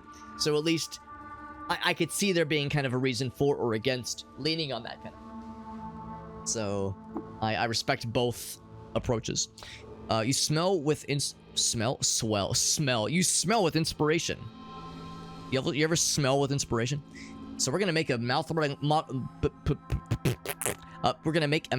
meal next opportunity. Lots of armor and lots of resists. Kratz says, no, we like watching you die. We mean learn. We like watching you learn. And Galanith, my man, what's up, buddy? Galanith, it was very, I gotta say, it was very, very sweet. I was looking through the Twitch recap for this past year. I was looking through the Twitch recap, and guess whose handsome face I saw in the person who is in like the top 3 who has rated you the most. I can't remember who the top spot was, but Galanith was in that top 3. I was like, what a cool dude. What a cool dude. He was like, it was like some obscene number, like 11 or 12 times. I was like, damn. Galanith, the fucking homie. Thank you, buddy. Thank you for the raids last year. Thank you for the raids this year. Starting off the year strong. Thank you, buddy. That was so nice. I appreciate you a whole bunch, buddy. And Galanith, you know the rules, buddy. You've been here. You've raided me a couple times. You've heard the spiel a couple times. Only a few. If you have any clips to share, I'm always down, because you're a freaking homie. You're a freaking mega stud. No, I'm not trying to imply that somebody is more studly and or has more performative genitals if they raid me. But I'm not saying that they don't. I'm not saying it. Oh, is that a lightning fella? An electrofuge. One of these guys zapped my fucking ball sack last time. We saw one of these guys last time, and I ran away from him. And then when I tried to re-enter the exterior cell, like I hit the edge of the screen and tried to go into the next screen, it was unfortunate luck. This fucking one of these guys was on the exact square that I was entering into that you couldn't see because it was the edge of the screen. So I just kind of blind walked into one of these guys, did like 14 damage, and fucking shredded my ass instantly. So these guys are a little bit scary. I might actually try to fight them through ranged, because they have a discharge. Granted, I have quite a bit of HP, so maybe it wouldn't be too bad. They do quite a lot of damage, but it takes a while to recharge. So when they discharge the juice, it takes them a bit to get rejuiced. So I got that in my future. But thank you, Galaneth. Really appreciate you, man. Appreciate you rating into us. We're playing some Caves of Cud. This game is very good. This is not everyone's cup of tea kind of game. I love it, but it's also not much to look at. It's a lot of text, a lot of reading, but I like this kind of shit. I like this kind of traditional roguelike. It's one of those any kind of things can happen. Any kind of thing can happen in this game. We've got a pretty good run going right now. I'm gonna back that ass up. Oh, he's fighting the guy. He's fighting the jilted lover is what this is called. So it's one of these kinds of games where anything can happen. Certain things in the game are always there. There's certain towns that are always there, certain NPCs that are always there, but the dungeons are frequently very heavily procedurally generated. So yeah, it's a very, very fun game, and I love it a whole bunch. If you like this kind of thing, we were talking earlier about Binding of Isaac and Noita and other roguelike inspired things, but this is like a real roguelike, which is really fun. We got Black Magic's in the house as well. What's up, buddy? Good to see you, Black Magic's, who also rated us a couple the other night, which is nice. Hold up, let me get caught up here. You can make any build work potentially in this game. I'm inclined to agree. I feel like, yeah, if you're knowledgeable enough about the game and have like some baseline experience with the game, yeah, you probably could make just about any kind of build work. It would have a hard time to make a build unwinnable in this game, probably. Yeah, Arctic was talking about the relative line number thing for, yeah, the Vim stuff, right? Cutting and pasting can go to the first line. Move the cursor. Sending commands to the computer mode instead of... Okay, that's kind of cool. Yeah. It would probably make more sense if I saw it in person or if I was experiencing it myself. But that is good to know, though, Arctic. And Black Magic's got the multi-streaming. Good. Yeah, the chat stuff, right? The multi-chat. Yeah, that's... And like I was saying, the solution that I use for combining the chat windows down is not necessarily the end-all be-all. It's one of those where once you get it set up, you never have to fuck with it again. That's kind of how I have my combined chat set up. I got it set up once. I haven't tried to mess with it since, and I haven't had the wherewithal to look to see if there's like a better way to do it. There probably is, let's be real, because I've been doing the multi-streaming thing for like 2 years now. So it wouldn't shock me if there were better solutions necessarily. He says, when I pass gas, I smell with inspiration. Very good. Galaneth was playing some Marvel Rivals. That's right. Who's your main, by the way, Galaneth? I've not played it, but I've watched other people play it. So I know a lot has been said about like the various characters. I'm looking to see... I'm just hitting the... You can't really see it, but I'm hitting the space button. Or not the space button. Oh, it's one of these guys. I was like waiting to see where that fellow was going to go. But instead we have a giant centipede to fight instead. I know Marvel Rivals has been popping off. I'm not a huge hero shooter kind of guy myself, but I do like watching other people play it. Even though I don't play those games myself, I enjoy watching them. And there's some really fun ones for sure that I've seen. The main quest isn't really identified necessarily in this game, that is. I could see that too. I mean, I'm assuming the main quest so far starts with Red Rock. I'm guessing. And then you can choose or choose not to follow up with it, and you can do side quests. There's the historical stuff, like Nerd Tier says. We got Sleepy Pocket. What's up, bud? Has performative genitals. Alex Q Superhob at Twitch.tv. That's me. That's me, all right. I don't know where the little supercharged guy went. He's sniffing around somewhere. There's a seed launcher who just fucking seeded me in the face. If you're gonna seed me in the face without, asking, at least take me out to a nice steak dinner first. Is that so much to ask? You seed someone in the face upon first meeting them, it's like, bro, kind of cringe. I cringe. I'm a little bit worried about the kudzu guys because they will rust your equipment if you're careful. If you're not careful, that is. We got an amoeba. There's the electrified guy. I'm a little worried the electrified guy is going to sneak up behind me. It's going to sneak up behind me in a manner similar to Shia LaBeouf. Also, did I cleave him? Did I give him cleavage? I gave him cleavage. Good for me. Good for me. Master Commander says Golgotha was a mistake. How's that dungeon going, by the way? He says I'm gonna be here for a bit. What's up, Jesse? He says we're on the text games. We grew up on text games. You know what? I don't know. I feel like I kind of missed a lot of the text-based games. Like, Zork? Is that one of the OGs? I missed out on a lot of, like, the really, really early PC games. So I can't pretend to be an expert. I'm gonna come back there in a second. I'm a little bit worried about that spider fella. So maybe I'll explore down here first. And maybe I just gotta fucking, you know, I just gotta go for it when the opportunity presents itself. I feel like if the guy would have died, I would have seen him by now.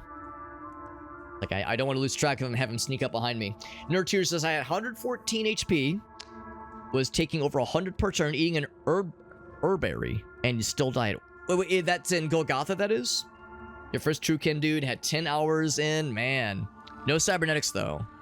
Interesting. I haven't found any cybernetics, but I did learn the blueprint on how to craft freeze grenades, Mark III, and, how to make high-capacity chem cells. So I've got that, at least. I got those, rather.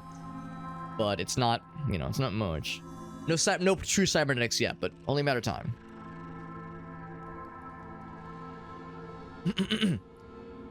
Gallaneth says you play what's needed. Maybe Penny. Gallaneth, you're a real team player. Because that is... I understand that is like a hard thing to find sometimes. Somebody willing to be like, hey, what does the team need? Because I never really did play Team Fortress 2 or Team... Well, yeah, that's true. I never did really play Team Fortress 2. What I meant was Overwatch. I never really did play Overwatch. I played it like maybe once or twice with friends. And, you know, when we like maybe like a LAN party or something like that. Like something in person maybe. But never stuck with it, and it's just not my cup of tea. But I like watching other people play. It's a cool game. It's not my thing. And I remember one of my friends was saying he like felt himself getting like toxic when he was playing the game. He was like, he had to kind of put the game down for a bit.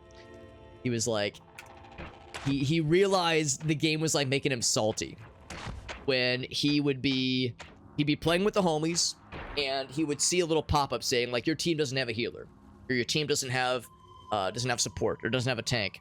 And he would feel himself get frustrated, like, man, why don't any of my friends, why don't any of the teammates fill that void? Why don't any of them switch to support or switch to healing?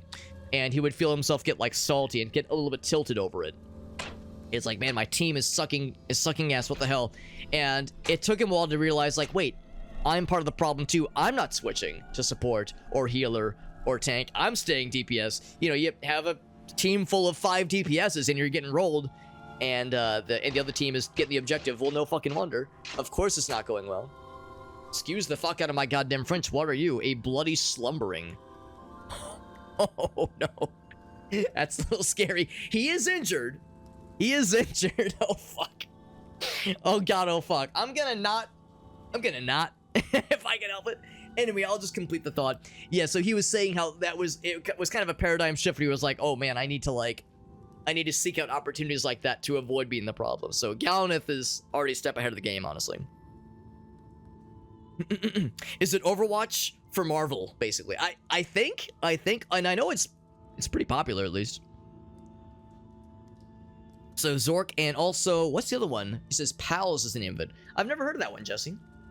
But I know of Zork. We got Simplicity, by the way. Good to see you, buddy. How are the quests? Are they hard to figure out? They're actually, well, I'll be the first to admit, Simplicity, I am not an expert. This is my first character to get past level 3. And I'm level 8 right now. This is my highest character yet. So we're doing relatively well. But yeah, I don't know. I'll just say this much. For me, I haven't had any problems yet. I'll bring up the quest log. So we've done the first main quest, basically. We're on the second sort of main quest, I guess. This is it's kind of a side quest, honestly. The wire thing. We're on the wire side quest, and so far I'm doing okay. And it seems like it's fairly easy to pick up some side quests. What I like the Shana library, and the pilgrimage to the 6-day stilt. Those are fairly easy to find, and it's fairly easy to track them. So that's not too bad, I would say. But I've yet to really get into the thick of this game. I have a feeling that once you kind of resolve the stuff in Joppa, the basic starting place, I'm guessing things open up, and then it's maybe not so easy or not so simple finding where to go next. So yeah, I'm doing okay so far, but I'm still kind of on the baby mode. I'm on the training reels. Can't find the Great Salt Desert. Actually, I guess I can't actually. Well, actually, hold on. I click here. Oh, never mind. I think I was gonna say I can't look at a map right now. So here we go. So this is Joppa. I think it's somewhere up here. If you're talking about the 6-day stilt, I think it's this right here. I think it's north by northwest, basically. I think. So if you go into... So I can't do it right now because there's bad guys nearby. But if you do this... Well, I also can't do this because I'm inside of a dungeon. But if you go into the overworld map and you press the look button and you tab up, kind of go up, and then to the left a little bit and find that little icon. I think this is the 6-day stilt. I think. So yeah, I think what you do is if you go to that overworld map screen, I think if you press L, that goes into look mode. And then you can look for that little thing and that'll tell you where it is in the map at least. The only reason I know that, by the way, is because of... I can't remember if it was the in-game tutorial or a tutorial video I watched. But yeah, one of the tutorials told me about the overworld map look mode, which is very helpful, because otherwise, the only way you can find out what a square is by walking up to it, and it's easy to get lost. Yeah, so I understand all too well. Also, Dudson with the raid, thank you, buddy. We just had a raid just moments earlier, now Dudson comes in screaming hot. He's a screaming hot dude, what can I say? Thank you for that raid, buddy, doing some satisfactory. And also, they smell nice. Dudson, thank you, buddy. We're playing Caves of Cud. This game is very fun, and we just found something very scary. If you've ever played this game, you've heard about it, you might know it's a traditional roguelike. And I found a slumberling that hibernates and is otherwise large. And there's the crease in his hide as he draws his hibernative breath. So always fear the large rocks. They're aggressive. He's been injured, so I don't know what he's been fighting, but I feel like I should maybe not, you know, pick I should not try to, what's the phrase? Anger the bear. Provoke the bear. The proverbial slumbering boulder bear. So I don't want to fight this guy. He is unfortunately placed in a spot that I would like to explore. Wrath says, do it, Alex. It'll be hilarious. It'll be hilarious, Alex. Does this game have a main quest? I think kind of. I've heard people talk about beating this game. I suspect it's probably like Morrowind, where there is a main quest and you can beat the game, but also you can just keep going. Like, you don't have to follow it. Jesse says, dunk on the monkey. What's the worst that can happen? What's the worst that can happen? Yeah, and there's multiple there's multiple endings. I didn't know that. That's cool. So people will routinely fight over DP. Yeah, I'm not terribly surprised, Galneth. The nice thing, of course, is that it's a new game. So once the meta kind of settles, I would hope that things would maybe chill a little bit. But yeah, I'm not terribly surprised, Galneth, that it's a little bit weird right now. People are getting salty. Do you feel like it's cheating to look at guides? I would say not necessarily. Not necessarily. Somebody earlier was saying they try to avoid the wiki entirely. They call it wiki blind, which is valid. But also, I think looking up like a nudge or two is perfectly fine. He is moving towards us, by the way. He's also taking damage. Maybe he's like bleeding. It says he's injured. Moving towards us with... Ooh. Yeah, he's in melee range. We could sprint. I might just sprint. Or we could say, you know what? Let's see how bad it is. What's the likelihood that he'll one-shot us? How bad could he be? I mean, my concern is that he'll stun us. Like, stun lock us and just go bump, bump, bump and just fucking stomp us. That's a little bit concerning. By the way, Dudson, if you have any clips you wanted to share, thank you for that raid. If you have any clips you wanted to share, you're welcome to post them. You or any of your viewers or TikTok videos, YouTube shorts, what have you. Same goes for Nick Galneth. Both of you were very kind in rating me, and I appreciate you guys. So yeah, if there's anything you want to share, you're welcome to it. It's my favorite way to express thank you for raiding enemy. It's very generous of you. Really appreciate you guys. It's really kind. So yeah, so the first one at least is the one where you get the corpse. Yeah, the what are they called? The I keep forgetting what's called. I want to call them the Gershwins. The guy that composed Rhapsody in Blue. Gershlings, I think is what they're called. Reminds me of the D&D stuff. It's not, you're not the first person, Jesse, to point out that this game has like a Dungeons and Dragons kind of vibe. And I like it a lot. It has a anything can happen kind of vibe, the way that Dungeons and Dragons does. Yeah, Master Commander prefers to go without, but yeah, I'm with Master Commander. There's nothing wrong with, yeah, looking up a nudge or two. That's perfectly valid. You'll even hear me sometimes be like, yeah, does anybody have any ideas? Because sometimes, you know, we're all, when you're old like I am, kids, when you're in your mid-30s and you have limited time for gaming, sometimes it's like, bro, I don't want to be spinning my wheels for hours. Mid to late satisfactory gets a little weird sometimes. That's fair too. Yeah, some games do be that way. Thanks for popping in though, Jesse. I appreciate you, buddy. I know it's getting kind of late for some time zones for sure. Like the dismember move. I don't think I've learned that one yet. Yeah, I haven't. In fact, I haven't really invested at all into axes, which is kind of foolish of me with my build. I didn't really realize we would be using axes a lot. We're playing as a Syzygyrior, I think is what we were informed on how to pronounce it. I went more agility based, which is great, but the downside is that I don't have a lot of strength, and of course a lot of axe things require strength. Now granted, we're getting close, but still I got a ways to go before I can do like the really fun shit. So yeah, that like dismember, decapitate sounds awesome. Sounds really fun. Yeah, really handy. But it's hard to replicate a guide's way of doing things, right? Yeah, I think that's accurate too. I mean, of course, this game very much encourages experimentation. It encourages experimentation. It encourages you to try something. It might explode in your face. It might heal you. It might give you a buff. It might curse you for 1,000 generations. Who fucking knows? Gotta throw caution to the wind and just see what happens. Maybe 20 minutes. Right, yeah. It's like, after so long of spinning your wheels, what else can you do, right? So anyway, thank you guys again for that raid. We have a big scary thing. The hardest thing I've ever... I have a nice chat. He refuses to speak with you. I'm not surprised. The hardest thing I've ever tried to fight in this game was... I think it said it was tough. And this is very tough. Now, granted, it's already injured. And there's... When it comes to health, we don't get health bars, at least not yet. Maybe we do eventually. But right now, we don't have health bars. We have perfect, which means they're full health. We have fine, which means probably 99 to maybe 75% health. And then there's injured, which I think is 50 to 75% health. So he's been bloodied a little bit. So instead of having 10,000 HP, he might have 7,000 HP. Suddenly, this is so much more doable. Defensive stance.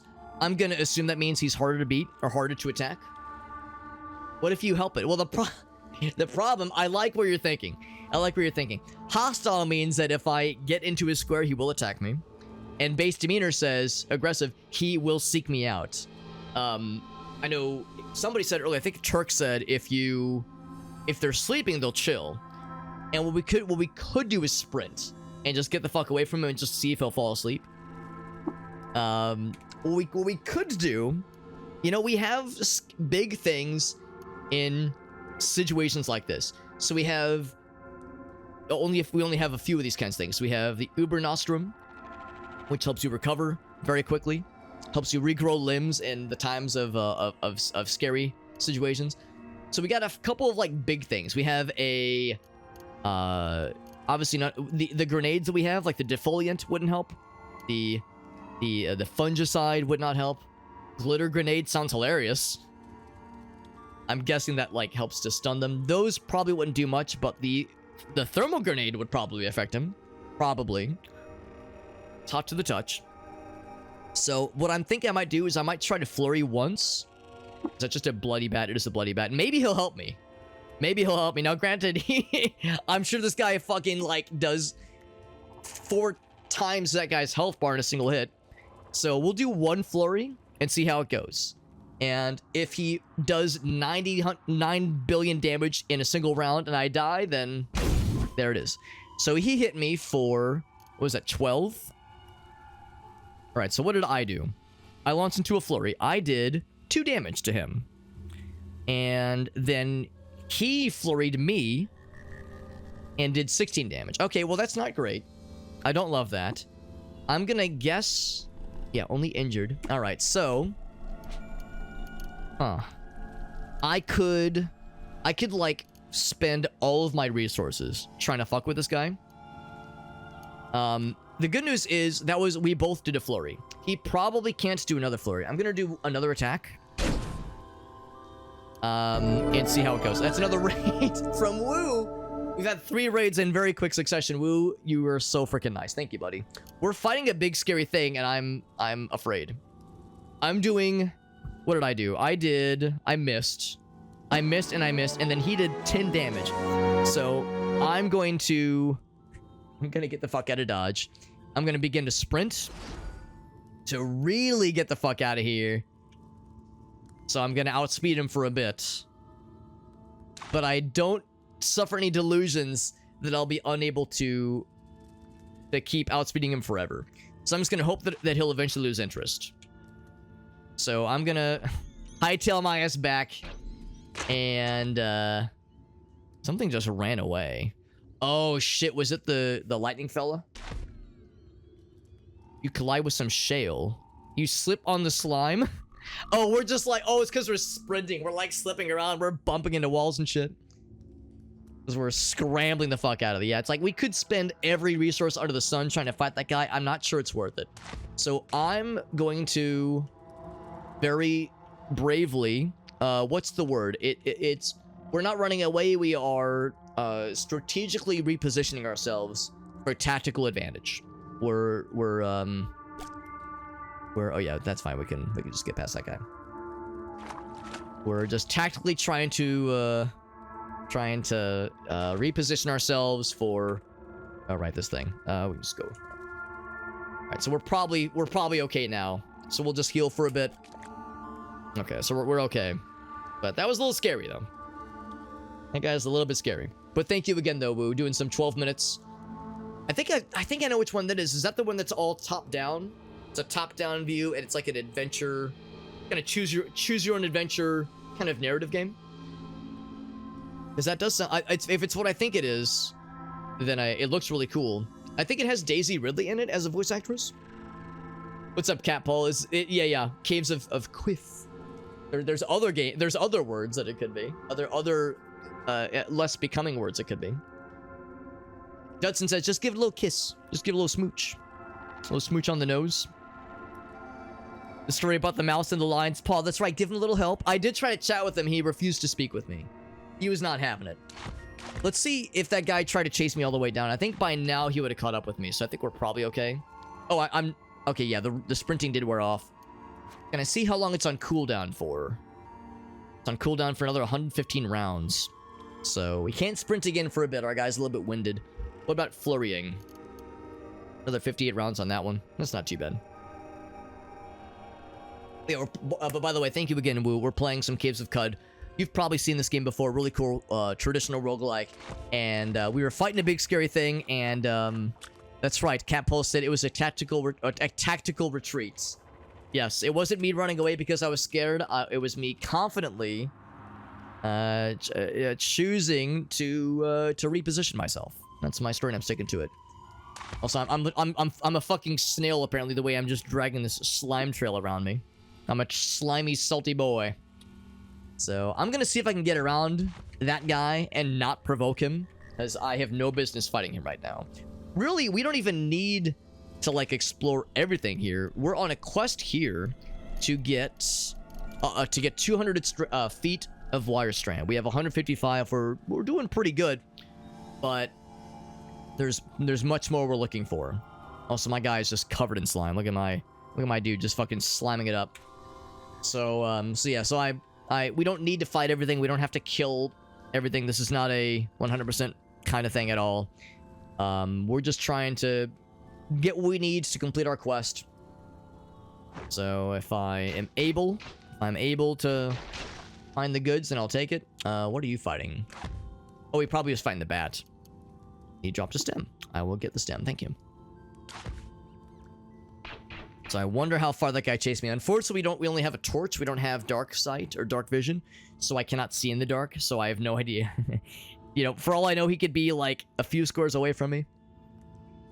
But thank you, Woo. Thank you for that raid. And as you know, Woo, whenever somebody raids, especially when they're a friend of the channel, you are welcome to post a link to a clip of yours. It can be a TikTok clip, could be a YouTube short, can be a Twitch clip, anything you want. Anything at all. You're always a friend of the channel and a friend to humanity. And yeah, we all like Woo. He's a good guy. A good fella. Yeah, it's an evasive maneuver. Thank you. As Willem Dafoe. It's like a time loop, right? Yeah, I've not played it, but I've seen gameplay of it. Black Magic says, "Oh, don't worry, Alex. Just listen to the voices. Just give in to the voices, Alex." Black Magic, are you trying to like pull a what was that one episode of South Park where Butters was trying to kill Ronald Reagan and trying to kill John Lennon, and like he was like all these psyops, or not psyops, all these sleeper cells keep activating him. He keeps like unknowingly getting enroped. Speaking of ropes, getting enroped into like CIA fucking schemes that he's unaware of.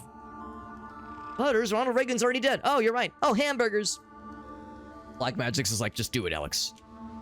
Oh. Okay, I passed by him. These guys are scary because if you step on them, they will spike you and you will take a lot of damage, and it's not good. By the way, I'm such an idiot. I forgot to like level my guy up. And not that it would help that much. It'd be one thing if I could get 19 strength, like get an attribute point, then I could spec into axes better. That would be nice.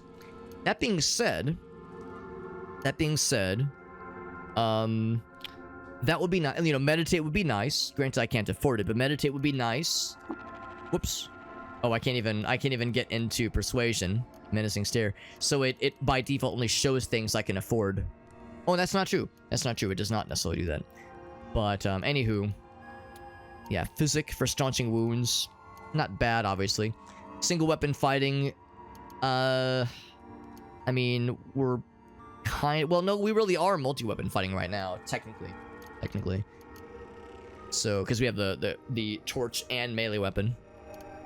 A huge thing there. Bow and rifle. I mean, I guess the thing. I guess I could try shooting stuff at that creature, but even then, man, I don't know. Who knows how much health that guy has? Probably a lot. That kind of stuff. Acrobatics. Like, some of these would be nice. Good for flinching away from ranged attacks. That's all nice and good. I'm probably thinking either more tinkering or more cooking and gathering. Spicing wouldn't be bad. Spicer, that is. Spicer, but I hardly even know her. So all that is well and good. Tinkering, though, probably would be nice. Honestly, repair wouldn't be bad. Potentially. Potentially repair wouldn't be bad. We could save up for Tinker 2, which would be kind of cool, too. We got a couple options. We're having a fun time. This game is very good. If you enjoy the traditional kind of roguelike, it's a really good game. Really, really good game. If nothing else, I could invest into setting a grenade on as a trap for the big guy, but I just have that one thermal grenade, and I'm not sure it's going to do that much. Medium tier schematics. We haven't found medium tier schematics. I think I'm going to do repair. Repair with bits. Because if I see that big guy again, can I do this? So it's rusted. Can I repair this thing? You don't have CC. Okay, you have no bits. No bits, aka no bitches. So CC, that would be scrap metal. So I need 2 scrap metal to repair that guy. I have a phasic power system. I have 2 flawless crystals. Wait, no, I'm an idiot. No, I have none of these things. Okay, because I have scrap. Okay, I have scrap. Oh wait, yeah, I have some of these things. Oh, actually, hold on. Yeah, oh, maybe I don't have them on me right now. No, we got some stuff. So this is... Okay, so I guess the scrap I have just, yeah, isn't worth it. Or isn't valid for what I'm looking for.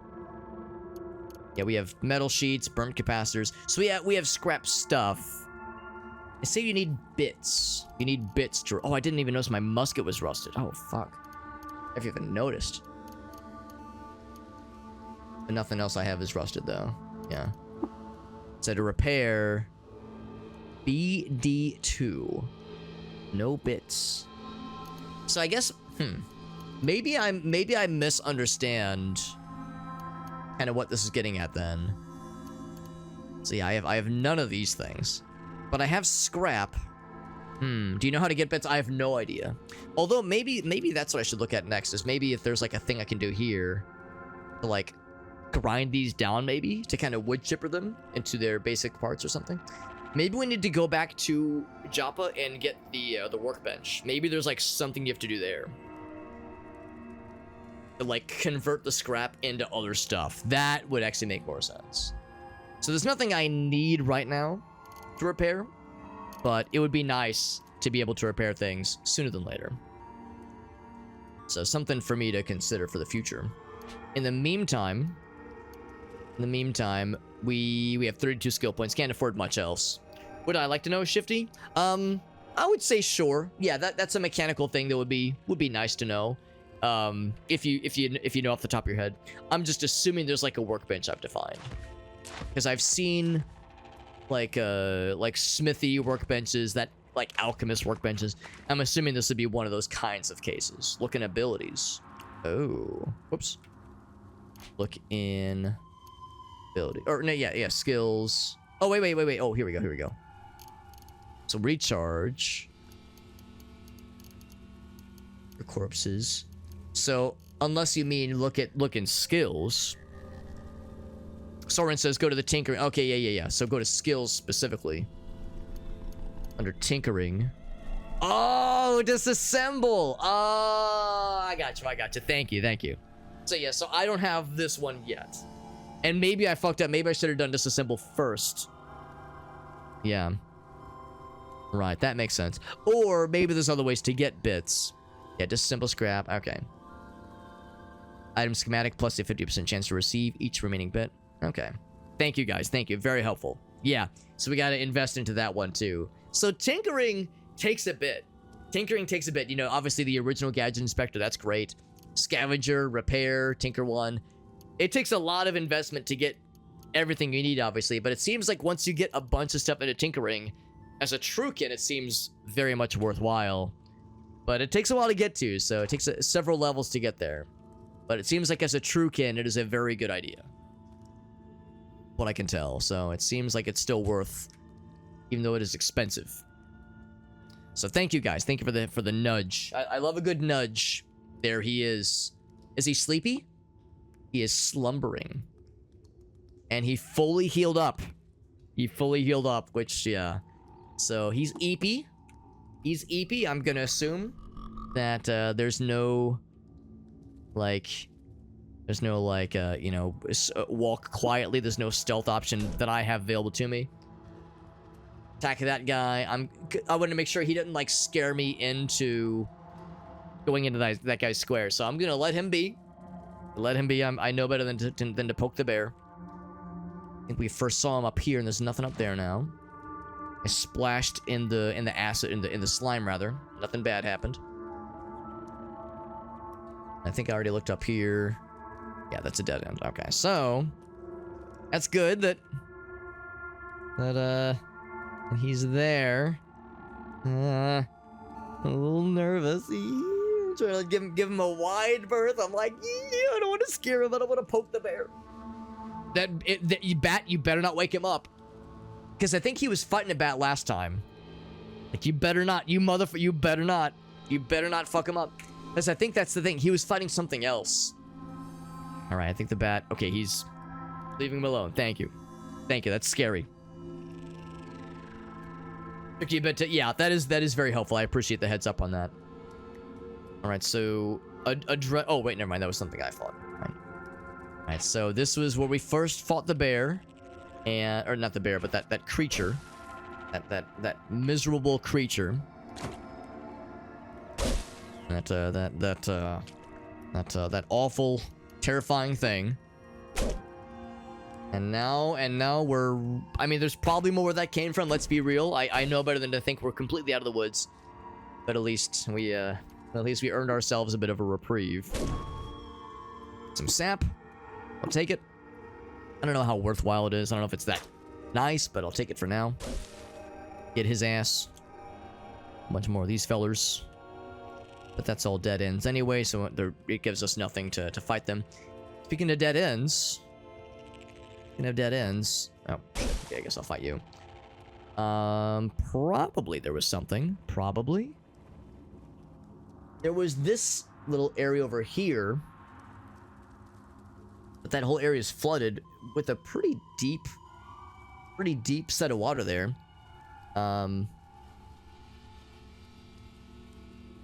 There was an area maybe down here. Maybe. Yeah, so as far as I can tell... Actually, did I find the next level down? I have not found the next level down, so this might be as far as we go for now, at least. Which is a shame, because we don't have enough wire yet. I wonder if we can come back. Maybe some wire would appear naturally. Or we could try to... I've never tried swimming. We could try to swim. I'm assuming if you're not acrobatic or you haven't invested into swimming. I think there was a thing under skills.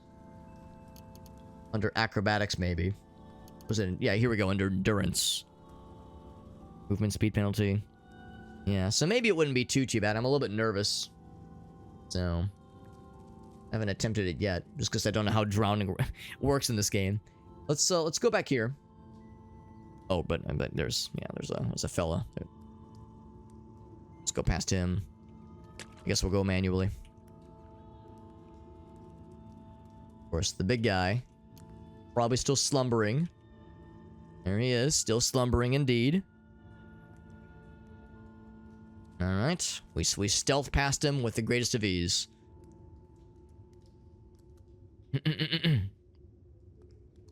This game plays pretty well on controller. I think I saw that it's been certified for what's it called? For Steam. What am I? Steam Deck, right? I think Steam Deck. This game works pretty well, which is pretty impressive. Are there any missing keybinds? Are there any missing keybinds that mouse and keyboard has on by default? I do not know. It seems like this game does a pretty good job of not requiring mouse, at least. I don't know about mouse and keyboard. Deep water. Okay, that's good to know, Soren. In that case, let's try it out. Because you probably knew where I was going, right? Where in Dungeons and Dragons and in some tabletop systems, if you're not somewhat prepared, you can like jump into deep water and just sink to the bottom if you like roll poorly on your swim check. That kind of thing. So I'm a little bit nervous, but if it's okay to go into the water, you're swimming, and of course your movement is very much slowed. But yeah, now I can. Oh, there's the tarry water though, so it's a deep pool. Keep moving, yeah. So it's like it's really hard to move through, but you're fine. So it seems like there's not really much for drowning right now, which is good, because that sounds scary. Like I very much like breathing and not having water fill my lungs. So thank you to Soren for kind of helping me learn. I've got much to learn. So that makes me feel good. There's at least that. Kind of curious. Okay, I saw that square was empty. I'm guessing this is maybe the bottom, because this whole time we've been delving deeper and deeper into the Rustwell, and yeah, there's been something we've been kind of working towards in the bottom. Maybe there's a minotaur at the center of the labyrinth. It's hard to say, obviously. But for now, I'm just vibing, just exploring. Splish splashing all around here. The jilted lover. Oh, that's a seed launcher. Oh, this is a hermit. And the hermits are chill. Yeah, hermits are fine. In fact, I might even try to trade with him. He has nothing to trade. Okay. Can I switch you places? 3 more of these guys. This is up to 161. Not bad. Not bad. But still more that we need. Still more that we're looking for. In fact, there's still a decent bit we've yet to explore. I do want to see what's in the middle, though. I still want to see what's in the middle. There could be something. Or it could be nothing. I guess we'll find out.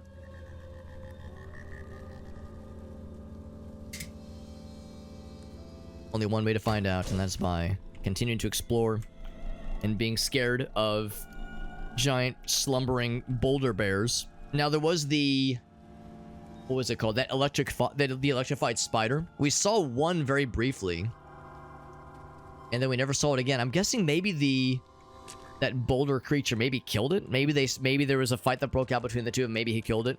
Because when we saw the bear thing, it wasn't a bear, but when we saw that boulder creature, he was injured. So something damaged him pretty good, and it wouldn't shock me. Shock me, haha. Get it? Because of the electric thing. Anyway, it wouldn't surprise me if that electric spider thing was what damaged him. Because I know they do quite a bit of damage. Speaking of, let him do his thing. Don't let me stop you. Kudzu has been felled. And we chat. And you want to trade? Probably the same hermit as earlier. He's just vibing. Oh, what the fuck? This one is scaring me. Eyeless crab. Medium-sized enemy crab. Shadow inches over the dull white carapace. Eye stalks have shrunk to nothing in the Sundim grottos. So eyeless indeed. Bonk. I might have a hard time damaging him. Never mind. We hit him for 3 damage. I think. Yes, hit him for 3. So they're not impregnable. They can be pregnicated, but they are quite armory. How's he doing? He's chipping away at me. He's fine. All right, I haven't done this very often. I don't do it often enough. Flurry of attacks. 2 damage. Actually, we've been blocking his shit for a bit. Now he's injured, so they're just very tanky. Very tanky. There's a 4-hit.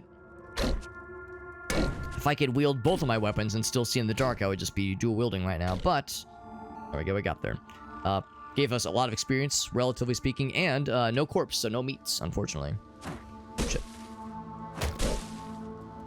Nothing else has been rusted. So I've had 3 things get rusted so far. My musket, my armor, and one of my axes. But we were able to repair our armor with the fix-it spray, which is really helpful. But that has been my only way to repair things so far, has been the fix-it spray. Once we get one more level behind us, then I can go into that other thingy. The what's it called? The thing to generate the bits.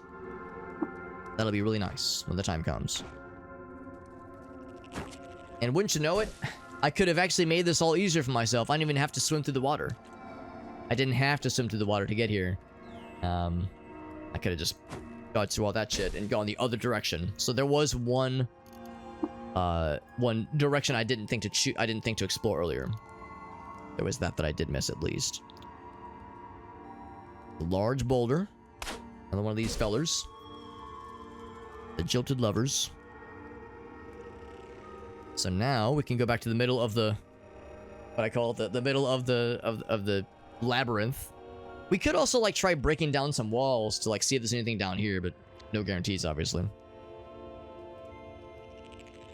It will display the mob status. Build UI just under the movement screen. Oh, like target, like right down here, because that is very helpful. Not sure if getting knocked unconscious in deep water makes you drown. It wouldn't surprise me. Or if it was the kind of thing where maybe it was based on your acrobatic skill, or if you had that one swimming skill, or your weight capacity. Maybe if you were like encumbered beyond like say 50% of your max capacity or something like that. I could see buoyancy actively coming into play there, and I could see it being scary. I could very much see that. Just want to look if I had any I know like some things are slime stained, some things are a little bit grossed out, but I noticed our armor is fine, which is nice. See, I no concerns about things getting grodified. So let's see. I've yet to explore this way. A treasure chest. Okay. What's the catch? What's the catch? At the center of the Rustwell, the bottom at the center of this ravine, a pool of deep water, and there's a wet chest. I don't know, man. I don't know. I will look at it. Hinge lid and latch. Okay, all right. I'm like, my like adventurer bells are ringing right now, and I say, all right. How do I check this for traps? How do I check this for traps? Where's the monster that's gonna jump out at me and fucking crush my penis the second I open this thing? So I'm a little bit nervous. Yeah, target none. So normally it would say, right there it would say, yeah, if there was something nearby. I'm just gonna do a quick look. Anything over here? Quick little lookaroonie. Little looky-loo. Make sure nothing is like lurking in the shadows. I'm over here like, bro, I don't trust this. I don't trust like that. Brackish water. All right. Nowhere to go but up, right? No, nothing to do but crack it open. So we get some engraved goggles. Cool. We get a revolver. That's pretty sick. Masterwork chrome revolver. Hell yeah. Nothing else in there. And that's it. That's it. So that's cool. That's cool. Let's take a look-see at what we just found. So, chrome revolver. Less damage than the musket, but probably way more accurate, if I had to guess. Pretty sick. It's a masterwork. Has good critical hit range. Nice. Yeah. That's fantastic. It still says accuracy low, though. Accuracy low. But it's something, and it's not rusted, unlike our musket right now. So there's that. The rusted musket. That'd be a good, like... It'd be a good tavern name. If anybody's ever looking to do a, I don't know, like a pirate-themed D&D campaign, you need a good name for your tavern. You can have that. You can have that one for free. The rusted musket. Kind of curious. Okay, that's a dead end. So once again, we don't have enough of the iron, the steel wire for our quest. Yeah, the feet of just, yeah, metal wire. We have like 50 left or 40 left to find, so there's probably more to explore here. We're not done. Yeah, Meerkat knows what's up. I'm here to buy a fine automobile, maybe one that talks. Guy's like, I don't trust like that. Who can blame him? Who can blame him? You get some fucking dingus like Eric Andre walking around in a 3 weirdos in a trench coat situation. Nor should you trust like that. Who can blame him? But anyway, yeah, there was maybe another spot on the map that caught my eye earlier. Maybe not, though. I feel like we've explored the big stuff. We can go up some levels. I mean, I feel like I did everything pretty much by the books. We could try bartering with beetles. There was one person who said last time that, yeah, sometimes beetles will find things. You can maybe barter with them sometimes. So there is that, if nothing else. I don't really see anything else on the map, though, for places to potentially explore. Yeah, I don't know. We'll have to maybe get creative here and try to reason with the local fauna. See if any of them have any of the goods. Oh, actually, hold on. I just noticed that some of these things have spit out some stems for us. Granted, I have like 20 of these things, so I probably don't need them. Especially with how my inventory is very much filling out. But we have them. It's the name of a tavern in Project Zomboid. No shit? Like, actually? Because I thought I was a genius for coming up with that. I thought I was so smart. I wish there was a way to actively seek out. Yes, find some blue beetles and find some bats. And try to barter with them. Here's a bat. Here, bat, you want to come hang out? He's running away from me. Bat, no, I just want to talk. I just want to be bros. Hello, Shayna. I just want to be bros. Is that so wrong? I think here, let's barter with him. Let's trade. He says, "Hey man, I got some leech corpses for you and a couple small boulders." That's great. That's great, but not what I'm looking for. Not what I'm looking for. So yeah, we know that some beetles will barter with you. So we could go up these fucking dudes. Gosh darn it. Could go up. Another one of these things. Want to chat? Well, let's trade. Yes, I don't expect bats would have much, honestly.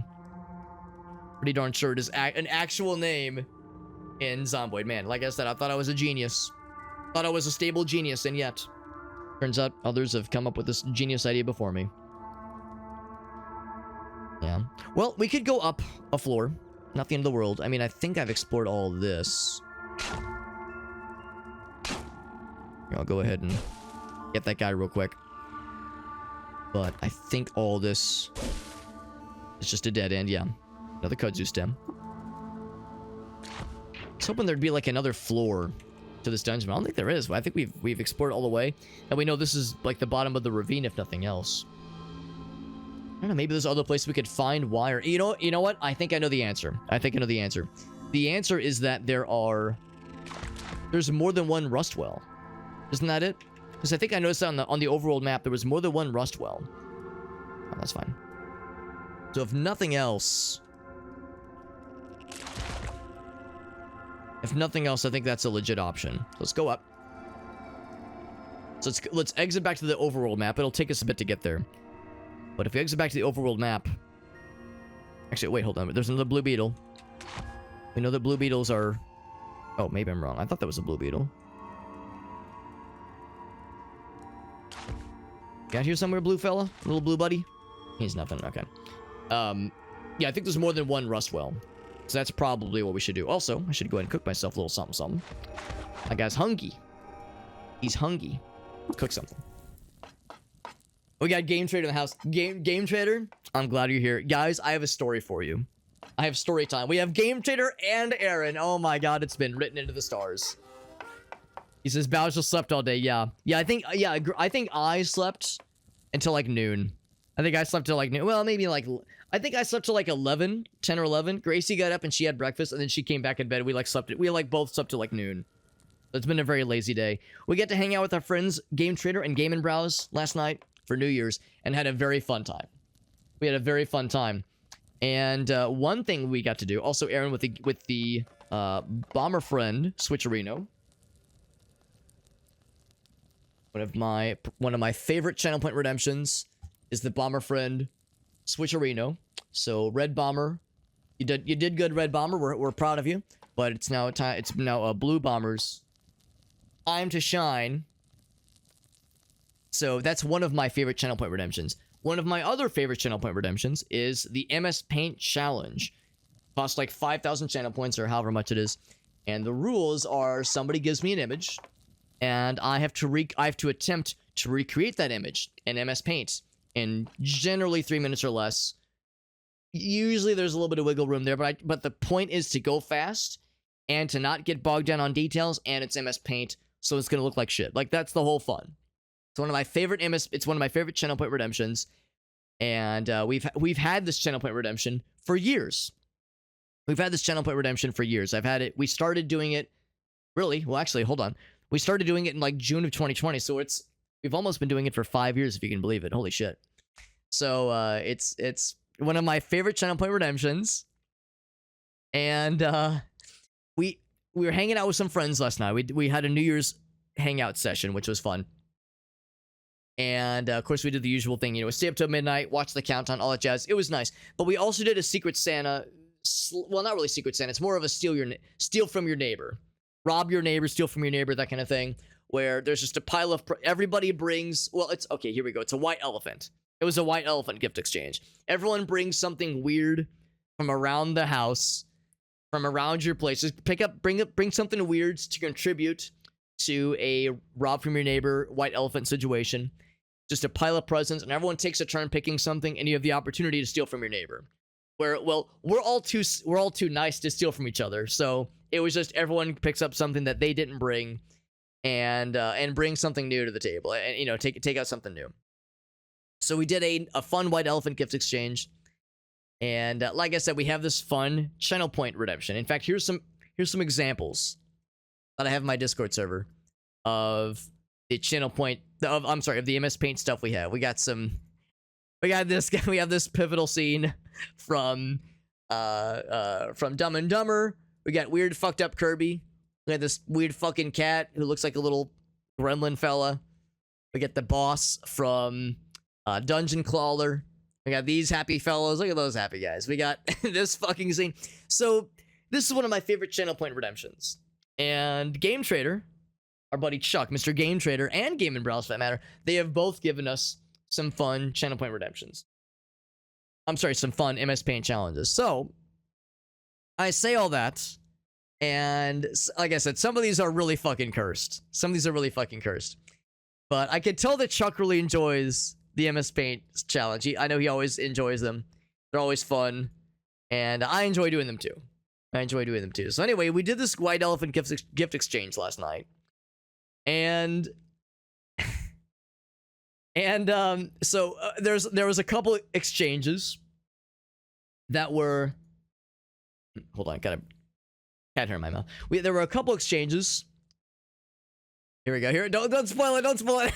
There were a couple of gift exchanges that were pretty standard, but then somebody picks up one of the bags that so there was so Chuck and his wife Julie, they both contributed some collections of presents, some packages. They both contributed some collections of presents, some packages. And our friend Haley, she opens hers. And this might be a little familiar to you. Because, here, if I make this a little bit smaller, let's scroll back down. Here it is. There it is. So Chuck. Here we go. There we go. There you can see. So Chuck, I'll put that over there. There we go. Had framed. Not just, you might think, I thought this was the extent of where it went. Chuck had one of these bad boys framed. Also, just so we're clear, when I was taking this picture, Haley said, wait, hold on, Alex, wait. I got something for you. She said, hold up, take one more picture. I said, all right, what do you got, Haley? And, not open with. Open, there we go. So, had to do it to us, obviously. So, shouts to Haley doing it to us with the, got him. So anyway, imagine my position where I'm watching one of our friends open a present that I know Chuck has prepared, and he's giggling like a goddamn lunatic in anticipation. She opens this, and I you see what it is they're holding and why she's laughing so hard. I will never mentally or emotionally recover from this. Like, there is no way to prepare yourself for seeing something like a framed image that a framed photo of one of your friends has, and it's something that you have drawn as a shitpost meme on your Twitch channel. There was no way to prepare myself for this. I was you know me, I talk a lot. I'm a talker. I'm a Midwestern gabber through and through, and I was speechless. I was like, there's no fucking way to prepare yourself for this. So this was an MS Paint challenge that I did. Chuck had it framed and gifted it to one of our friends as a white elephant gift exchange. I thought it ended there. I thought that was the extent of this tomfoolery, but I could have not been more wrong, because this rabbit hole goes deeper, if you can believe it. Holy shit, it goes deeper. Also, the app I use for image viewing has, I guess, crashed because I cannot... Boy, this is helpful. I cannot go back to the images. Let me close this. Yeah, I think I have to relaunch the app I use. Yeah, it is not responding. So I'll close it, and I'll relaunch it. That's annoying. Let's see, let me grab this again. It is not relaunching. Okay, very good. I think I have to close and relaunch the app or something like that. Yeah. Oh, my phone link disconnected? All right. That's lame. I'm still on the Wi-Fi. That should be okay. I guess I will say, well, can you reconnect, bro? Guess I could just, like, hold up my phone to the camera. It's kind of annoying. Well, I've never had this happen. I've never had the phone link just disconnect before. I mean, maybe I'm wrong. I mean, make sure I'm still on the Wi-Fi. But I ought to be. Well, that's an odd little technical issue. Alright, what can I do about this? Yeah, I've never had this happen before. Never had it just disconnect mid being on my computer before. I think it's not...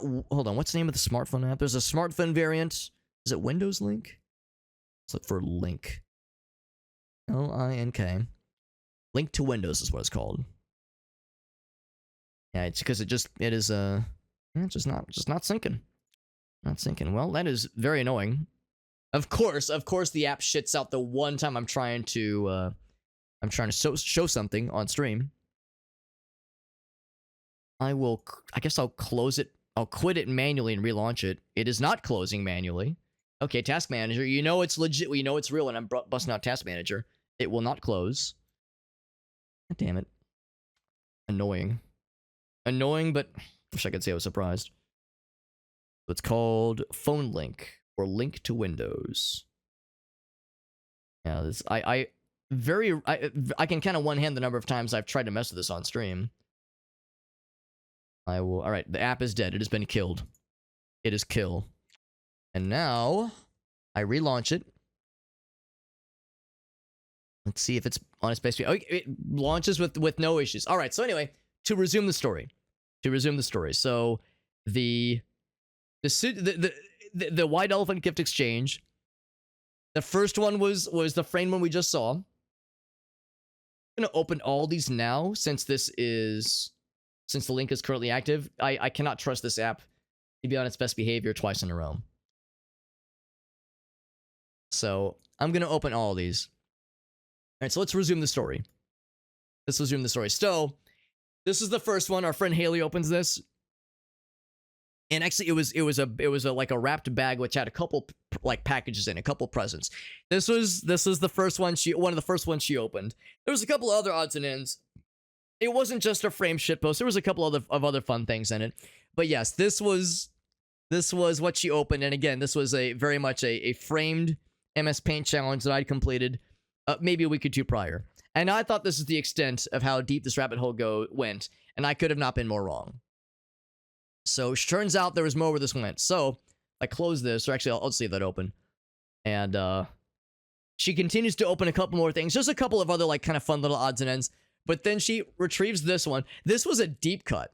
Oh, you got ballards in the back, and that's kind of fun. This is a deep cut. I don't know how far back this goes. I think this is like a long time ago, because I don't remember this one. I don't remember this one. This was from a while back, and I had one of those where I was like, man, I don't recognize this. Like, this looks like something I would have drawn. This has my style. This has my hallmark style.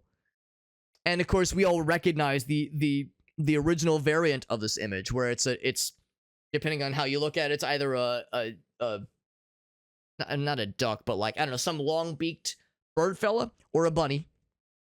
It's either a bunny with long ears or a bird fella with long chompers. Man, seeing some of these without the original context, seeing some of these without the original context is is a little bit is a little, it might be a little distressing. So anyway, this goes back a long time. There's Aaron. This goes back a different Aaron. This goes back a long time. Man, some of these are wild. Good lord.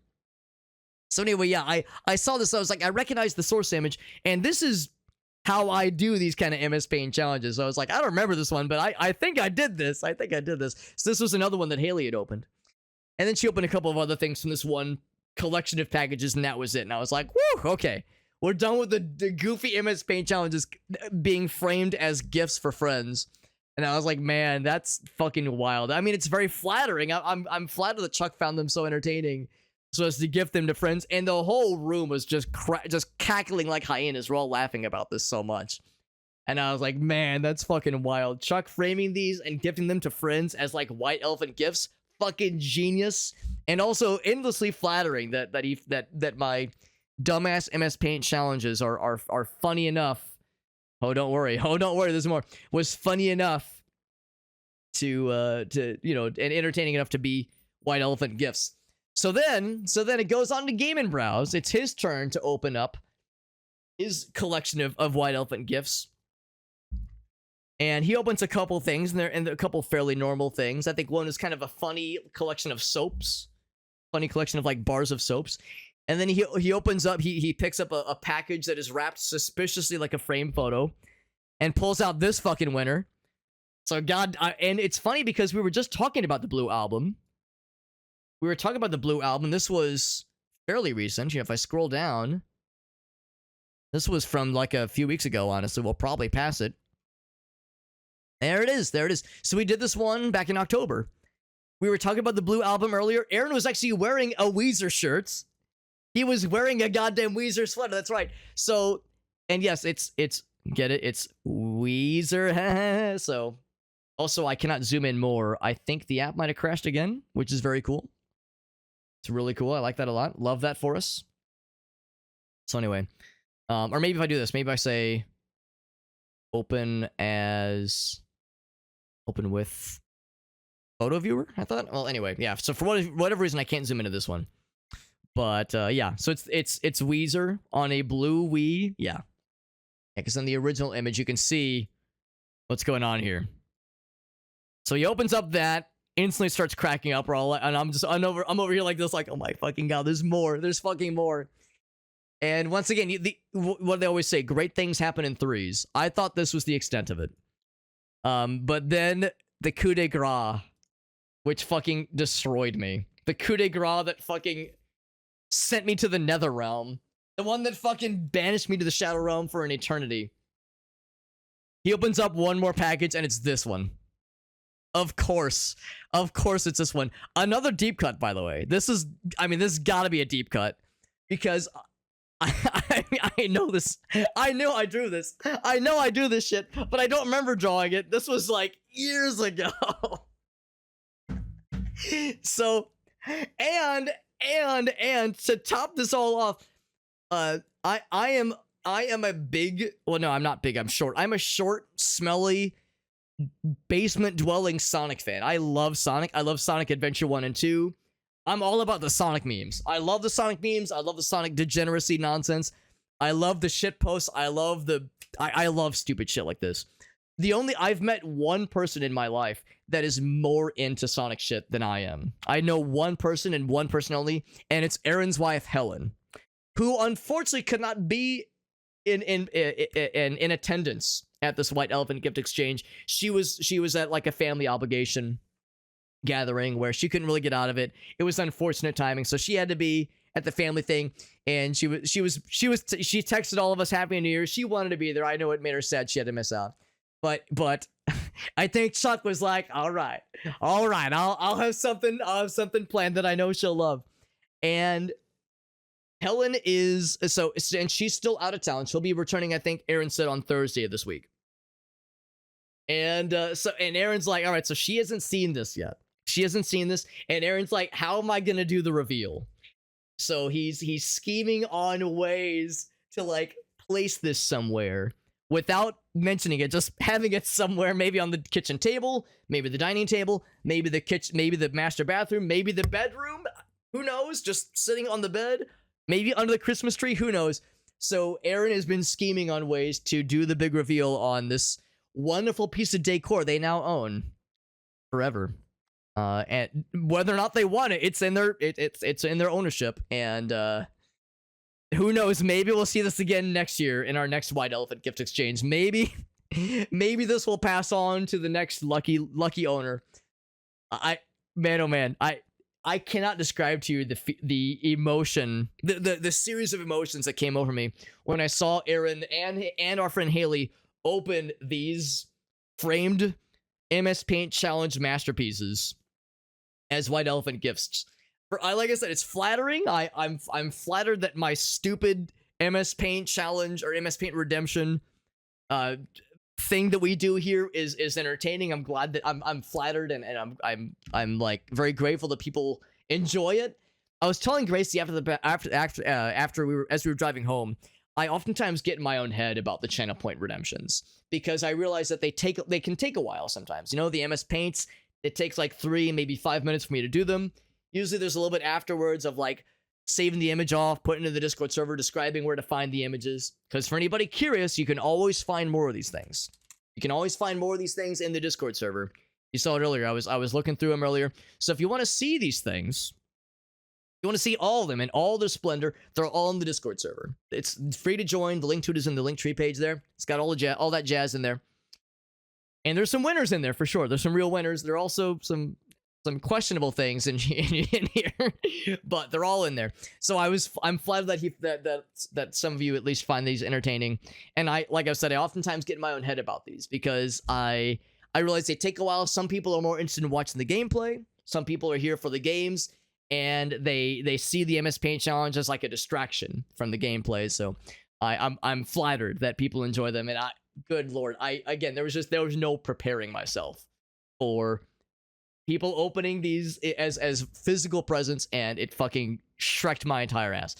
So that's something I really appreciate.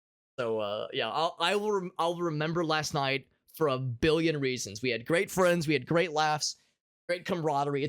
They're legitimately a really fun group, and I agree with Chuck. The kind of the solidification of this little group of friends, this kind of circle of friends, for me was the highlight of my year. 2024 was a good year for me in a lot of ways, and we played some great games, had some great streams. But yeah, if I had to pick like my one favorite thing from last year, it was like really getting integrated with this really fun group of people, because they're very good people, and I'm very eternally grateful to them. And last night was like, man, what a good fucking night, what a great group. It was awesome. It was a really fun time, and Jesus Christ, the MS Paint framed images was the cherry on top. I'll remember that forever. I will seriously remember that forever. Incredible, just incredible. And actually, as I get caught up, Farsight's like, Alex, check your DMs. I've got a little present. Yeah, I got a present for you. Let's see what Farsight's got for us. Let me get caught up in chat real fast. But Farsight's got a present for us. Got a present for us. But yes, that was amazing. Yeah, we thought it was just a New Year's thing, but turns out it was a whole other Christmas. It was a whole other Christmas. Yeah, that's exactly it. Gartic phone image of the mommy milkers thing. I would probably know it if I saw it.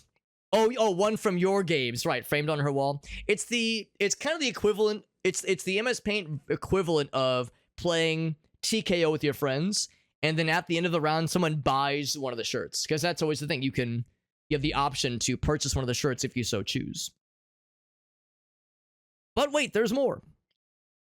Choose the redemption picks wisely. There you go. You never know. You fucking never know, man. That's the thing. I'll complete an MS Paint challenge, and I put it to the Discord server, and I always tell people, you can do whatever you want with them. You can print them out and put them on the fridge.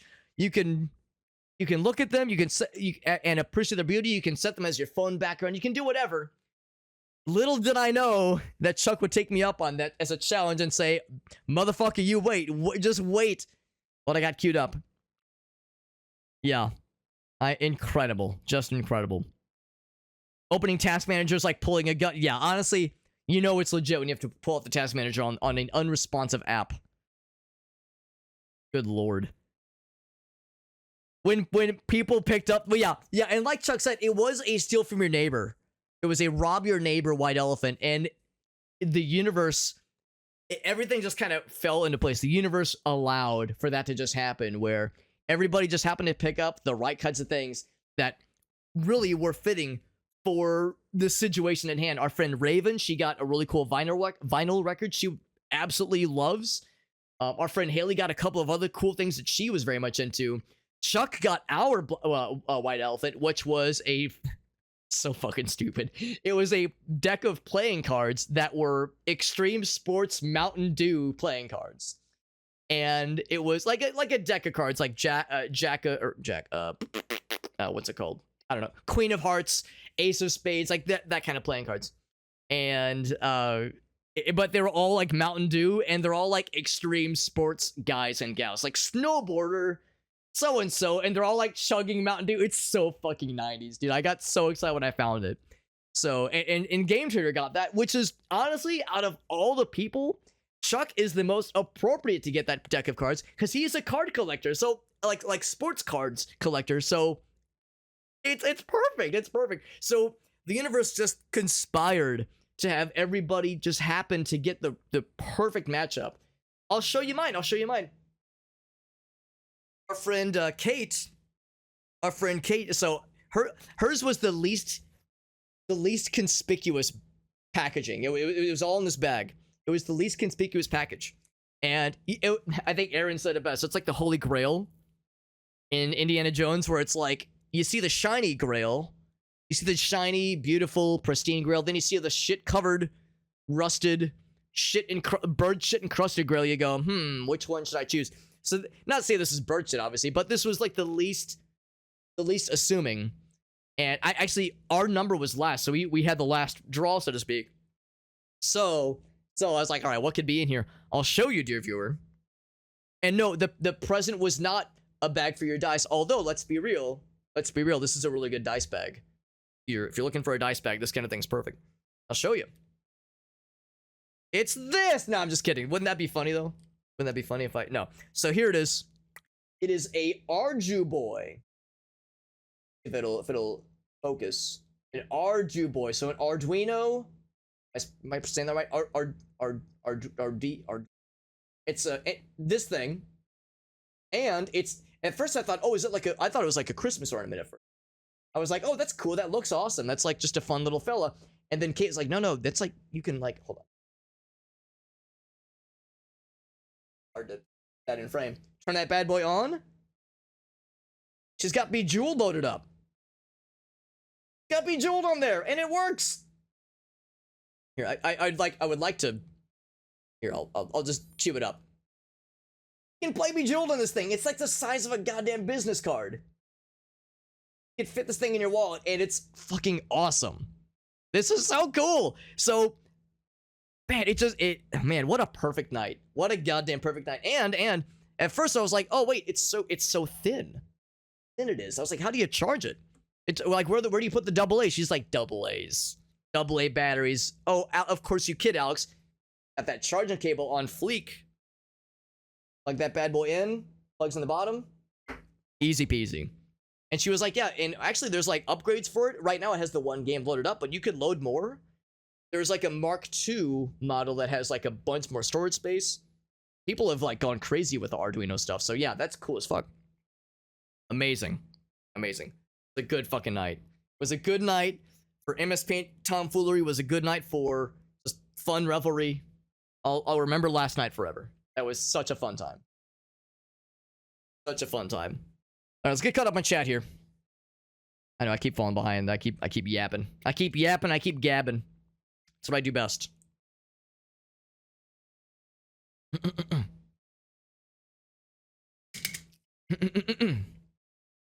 Yeah, the art with some of those. Oh my god. Is Aaron the most MS painted man on this? Honestly, yes. Honestly, yes. We have like 5 MS paints of depicting our friend Koala Baritone. We have multiple Aarons, but Aaron Baritone, as he's known. Amazing. It's like the now draw. Wait, oh, the now draw is fucking. I misread that. I thought you were referring to the now draw the fucking owl image, where it's like how to draw an owl. Draw 2 circles. Step 2, draw the rest of the fucking owl, which is how it always felt when I would read those little drawing books as a kid. Amazing. Farsight says, all right, yeah. So then Farsight says, check your DMs, Alex. I got one for you, bro. And then Aaron says, I'll commission one. That's right, yeah. He said that's gonna be on the that's gonna be on the Sonic tree. Oh my god. Amazing. Elgas says, don't worry, Alex. No one stays here for the gameplay. The stream is like 65% intro and just chatting. Unfortunately, you're not. Fortunately and unfortunately, you're not wrong. Oh, shock value with the nice, by the way. That's an expensive nice. Thank you, shock value. Shock value with the expensive nice. That's a measure on like how long he's been here, man. That's a lot of channel points to throw away. No, I appreciate that, buddy. That's very generous. Yeah, Aaron says, by the way, for no reason at all, could you make the original blank image much larger for, no reason. Saw some, oh, that's always the worst mirror. I've had that too. It's like, as I'm finishing, it's like, oh, I wish I would have noticed this sooner. Yeah. I thought that, shit like that, it's like, oh, fuck, I thought that only happened at, like, people in college. I thought that was, like, me as a poor college student. It's like, now that I've got a job, now that I got salary, you would think I would avoid this kind of shit. And then Justin hits us with the dab. Thank you, Justin. It's good to see you, bud. And we got Aaron, we got Koala Berto, we got both Aarons in the chat. Aaron says, don't worry, Alex, there's Mallory's birthday in a couple months, and I hadn't even thought of that. That's a good point, because I remember Mallory's birthday last year, because we made the Bonnie video. That was like a day after we had adopted her, and that was in March. So yeah, coming in hot, man. Just a wall of challenges behind me. Yeah, I mean, I do have this blank wall. I guess we could do something with it. I guess we could do something with it. It would just be a menagerie, like just a mosaic of, when it's zoomed out especially, kind of incomprehensible memes, but that is something. That is something. Some people have like classy wall art. Some people have like the comic book thing where they take like pages of a comic book and have it like mosaiced behind them. We could just have a mishmash of just fucking stupid ass memes and just roll with it. Yeah, I got the Mountain Dew deck. That's right. The guy like splashing the Mountain Dew. Oh my god. Oh my god. Operation Soda Seal via Shaun White. Amazing. Amazing. We got Corgi. What's up, Corgi? Thanks for popping in, buddy. Appreciate Cap Corgi. You know, a fellow variety mans. All right, let's see what Farsight's got for us. Farsight's got an MS Paint challenge for us. We were really talking up the MS Paint challenges. Sorry, all right. Can we bring it? Farsight says dealer choice. He's giving me a couple options here. Yeah, he's giving me a couple options here, which I appreciate. Yeah, the tapestry. Yeah. Well, that's the problem. We were joking where it's like, you know, Gracie could do something really diabolical and or funny where she could like, I don't know, she could do the thing where it's like she gets a gigantic I don't know, like just goes to a thrift store, gets an ornate wooden frame for like $10, just the cheapest but largest wooden frame you can possibly afford. Goes to Kinko's, gets just an MS Paint challenge, but gets it artificially like blown up to fit in the frame. She's a crafty person. She could fucking make this shit happen. So there's a non-0% chance that a few days before my birthday, there's just going to be this mysterious package that arrives at our door that Gracie will be like, bop, bop, bop, bop, bop. You don't touch that. I'm going to be like, oh no, what have you done? We'll see. We'll see. She indicated to me that she's got some ideas, and I'm afraid. I'm afraid of what that's going to entail. Oh my fucking god. So in game, my guy's getting hungry. Let's get him all fixed up here, and we can probably get him some other nifty little benefits. We realize that boar meat gets you movement benefit. Bear jerky gets you a more max health. I think salty and sappy things make it taste better. And I think that's about it. So what I really ought to do is just do one of these. Or have I cooked with one of these things yet? I don't think I have, actually. Let's do one of these two. Do vine wafers and bears. So that'll increase our max health and whatever this does. Let's see what that one does. So some bear jerky, vine wafer sheath, a nip of bones. Just like shavings, bone shavings. And a shrewd roasted antenna. Delicious. You eat the meal, and inspiration guides you towards a mouth-watering dish. So we get to choose one of 3 effects. This is because we leveled up and felt divine inspiration. Divine inspiration. PC's getting a little bit weird, Anthony. Yeah, if it was something in particular, granted, I'm not a full expert, but there's a couple of folks here that are somewhat computer versed. 20% chance to heal to full. It's pretty cool. That's pretty cool. You thirst at half rate. Well, thirst for 12 hours. Let's do this one. More HP sounds nice. You cooked Big Spanky's dried soup over wafers. So a new recipe has been crafted. Create a new recipe. So boar meat and vine wafers gives us Big Spanky's boar meat over wafers. More max HP. You thirsted half the rate. Amazing. Amazing. Big Spanky's dried soup over wafers. Why is it called Big Spanky's? Well, that's the name of our guy. That's the name of our guy. Hold on, where is he? Here you go. Bloody Tard Big Spanky. That's me. Bloody Tard Big Spanky. Oh, that's cool, Farsight. So yeah. Well, is it still pronounced Anthony or is it Antony with like a harder T? Just lagging like slow. Or lagging like crazy, rather. Mouse cursor's hanging. Yeah, you answered my next question. Yeah, have you checked Task Manager? And yeah, looks fine. CPU's normal. Memory's alright. I would maybe still do a mem check. Is that what it's called? there's a thing you can do. I know that at least Windows frequently, but I guess maybe not all the time has. Let's check up there real quick. If that's a path I could explore. Oh, I guess I never went up there. That's a little something something. Oh, never mind. That ends there. Okay, I thought I saw that. I thought maybe there was something there. But yeah, I think it's called memcheck, and I think it's a basic Windows utility. That's a hard edge there. And that will tell you if there's something weird with memory. I would be awfully... The symptoms you describe make me think it would be CPU lag. But if CPU usage is within acceptable parameters, and that's probably not it. Let's come down here real quick. There's a little something, something. Have I been here before? I have not been here before. There's more trash. On a fractured microchip. Delicious. Happy little doggy. I was thinking maybe there'd be more. Nothing there. A few little hard corner areas maybe, though. There was one other one that caught my eye. Harder T, but yeah, you're not like, not persnickety about it. Those little diagonal corners can sometimes be kind of clutch for revealing other little spots to explore.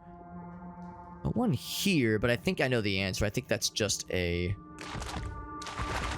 one of the fellas. One of the fellas? That's one of the fellas, yeah. I mean, I guess I could try it. Yeah, I figure it's going to be a hard edge, most likely.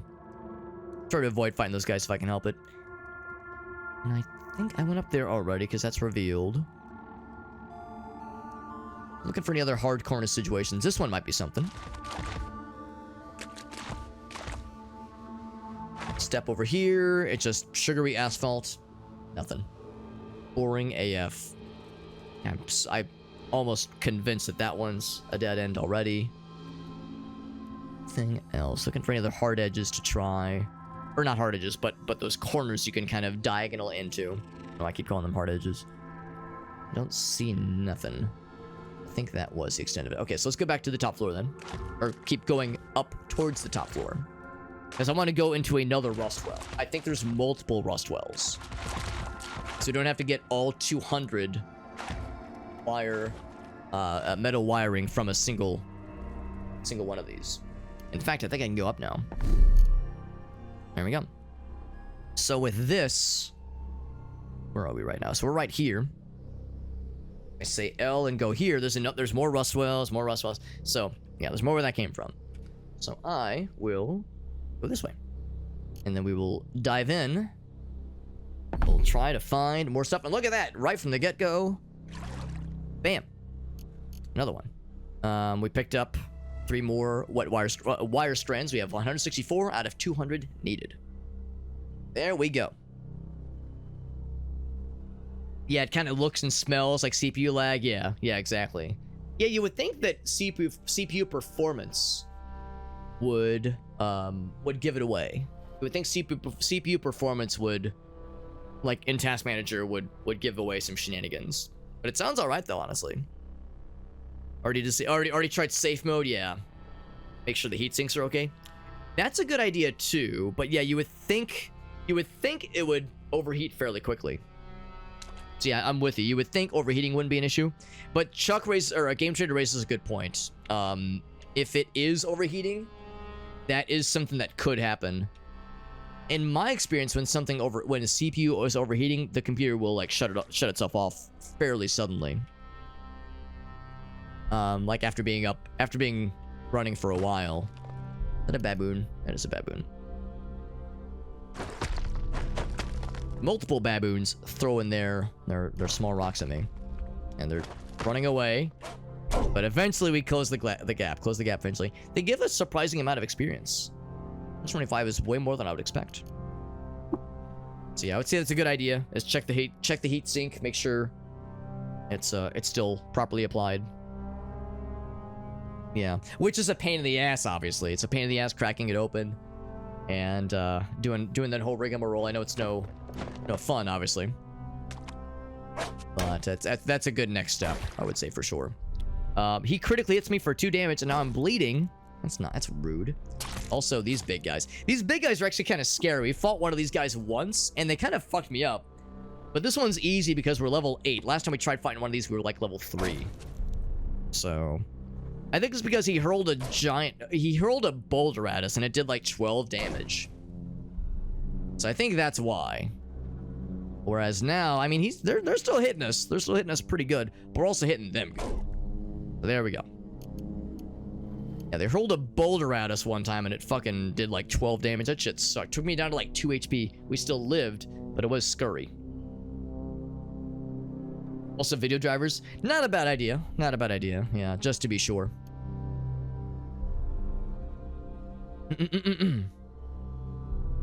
And that's a good point too. Chuck points out, unless of course Aaron, I realize he might, or Anthony rather, he might have already hopped off to attempt to check the heatsink and whatnot. But that's a good point too. Yeah, if it stays on for multiple hours and never shits out, because yeah, you would assume that if it overheats to a certain point, it would just suddenly just shut itself down. As I know that modern computers, there are fail safes in place where if it feels the CPU getting too hot, it will just shut off to avoid permanent damage happening. Of course, you can disable those kinds of safeguards if you're like overclocking and shit, but most people know not to disable those kind of safeguards just because you're playing with fire there. Generally to be recommended against. Yeah, those are good best practices. So we've explored quite a bit. We could maybe see if there's a way to like diagonal outside of this little area. The next floor down is further north though. And actually I can just follow this. Actually, what if I follow this? Oh, it just goes down. Yeah, it go down. It goes down. It don't go down. No, it go down. And the way, I mean, it does go into a waterfall, so that reference is relevant. Sunday through Thursday, it's your media PC. Okay, yeah. So it should be okay, yeah. So it's not like it suddenly shuts itself off after a couple hours. So yeah, so you would think so. It doesn't sound like overheating, but yeah, probably still a good idea to check it. Actually, hold on, I'm kind of curious. And I can attack it, but I can't harvest manually. Wondering if dog thorn trees had something. And maybe attack it or chop it down for the sap. Is that a goat? It's a goat. He's a goat. Yep, he's neutral. Just a goat fella. A friend. I jump into here. Some more wire up here. I'm glad I looked. 1 foot of wire strand. Sometimes you get lucky. You'll find like 40 feet of wire strand in a single bundle. Others you get just one. Not always overly generous. Nothing else over here. Oh, look at all this water I just tracked everywhere. Tracking water in the house, Alex. Gotta clean that shit up. Okay. We've explored all that. Oh, fucking Zeus. It's going too fast. Hit his ass. There's 2 right there. Also, I'm this many hours into the game before I realized Kudzu, Caves of Kudzu, like that is very much an intentional naming scheme. I'm not sure what the zoo suffix, if that's significant at all, but it's there at least. Also, actually, I don't have to check. I don't have to go into the inventory to check. We're at 260 out of 270, so we are nearing the point where we need to bug out here. But the nice thing is that we probably still have enough for a little bit more of the wire strand. We only need 12 more before we're good. So when that point happens, I'll probably double back, deposit our wire strand for the quest, and then continue adventuring. Because that'll resolve that quest and give us another one, presumably. Bunch of slime all around me. That probably means an amoeba was being fought somewhere. Yeah. Crazy lagging. Yeah, so it's... Oh, another one of these guys. And to me, yeah, it sounds like not just like a weird... Like, oh, it's probably nothing. Like, something is causing it, for, you know, almost assuredly. Also, shouts to the feral dog who helped us. Good job, feral dog. Want to chat? No. But I will... pet the dog. You pet the dog. He barks. Good job. Because he was helping. He or she was helping. Because, yeah, sometimes, like, a computer, especially Windows computers, a Windows computer will do, like, a weird thing, and then you reboot, and then it doesn't happen again. It's like, alright. You open a Windows, or you boot up a Windows machine. You start doing stuff. You go, huh? That's weird. My speaker's not working. Okay, better reboot, and the problem's fixed. Sometimes it's like, just the Windows fix is to reboot and just hope it doesn't happen again. And sometimes that's all it takes. Other times though, it's like, all right, something's happening. Like something's going on here. What's the deal? And that's where it can be a little bit unfortunate. There's another one of these guys. Are you fighting the dog? Aw. I mean, I'm not gonna like stop him because these. I mean, I guess I could. I could take him. Got a bunch of like broken shit. He screams in a tongue of his own invention. Burnt metal, rust flakes, rivets. We could fight him. I don't know. Should I just go ahead and fight him? The thing is, like, I don't want to.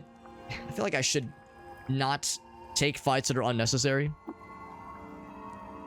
Because it's one thing if we take him down, but then like hermits are gonna be aggro against us.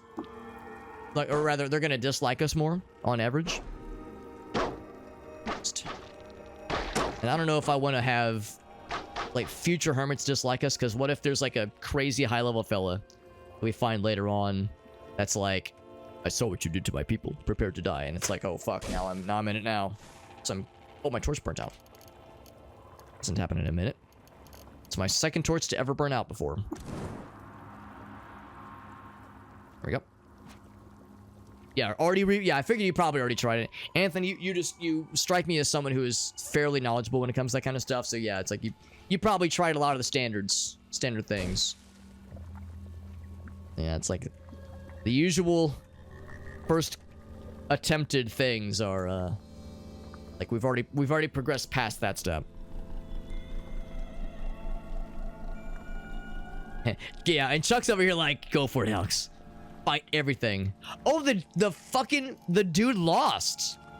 I'll be damned, the dude lost. The dog fucking dropped his ass. Bloody human corpse.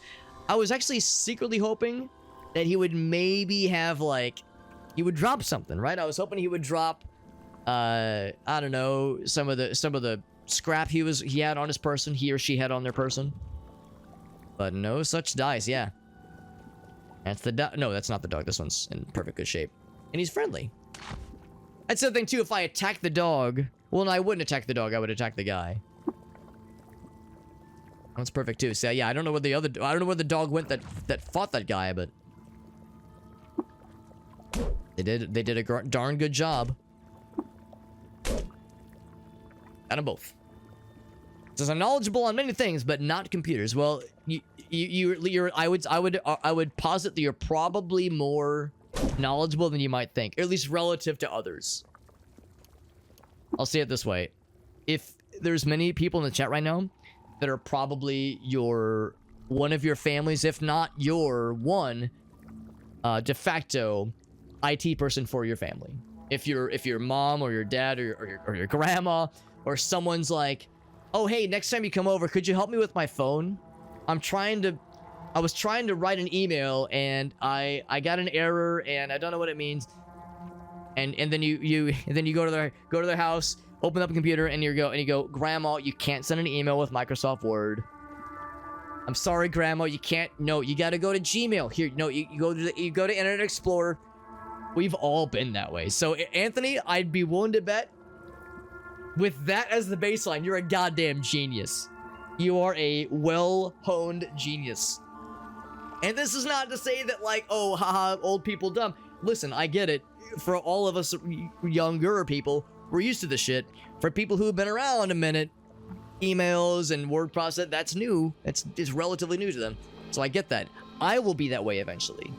In 2 to 5 years, when I'm in my mid-90s, I will be like, yeah, what's this smartphone? What's this AI thing I'm supposed to use?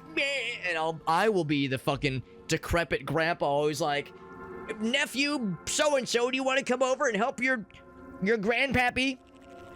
And like I said, in 2 to 5 years when this all happens, they go, Uncle Alex, you're 37, you're not that old. And I'll be like, I remember when Game Boy was cool. Anyway, it says on that morning, an ass expected to live intelligently. What do you think this word is? A something s. I'm gonna go with ass. An ass expected to live intelligently. Also, when I think of 4-letter words that begin and end with T, there is a slightly NSFW word that comes to mind, but I didn't say that one. I was a good boy. Aren't you proud of me? Aren't you proud of me? Look at this guy. Aren't you? Oh wait, no. No, never mind. Your bro did die earlier, but I didn't cause it. I did not cause that situation to happen. Want to trade? He has nothing. Live and drink. Live, drink, and live. Drink fast and piss hard. Is what my salutation would be to other people in this game. Drink hard and piss fast. No, what I say, drink fast and piss hard. There we go. That would be my well-wishing and salutation. Yo, 50 wire strand, we're fucking rich. Eureka! And here's another one, for fun.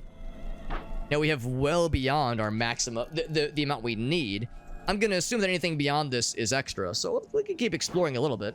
I mean, wow, we're here. We know most likely at the end of this adventure, once we get to the bottom of the ravine, the bottom of the well, if you will, the bottom of the Rustwell, we will probably find jilted levers.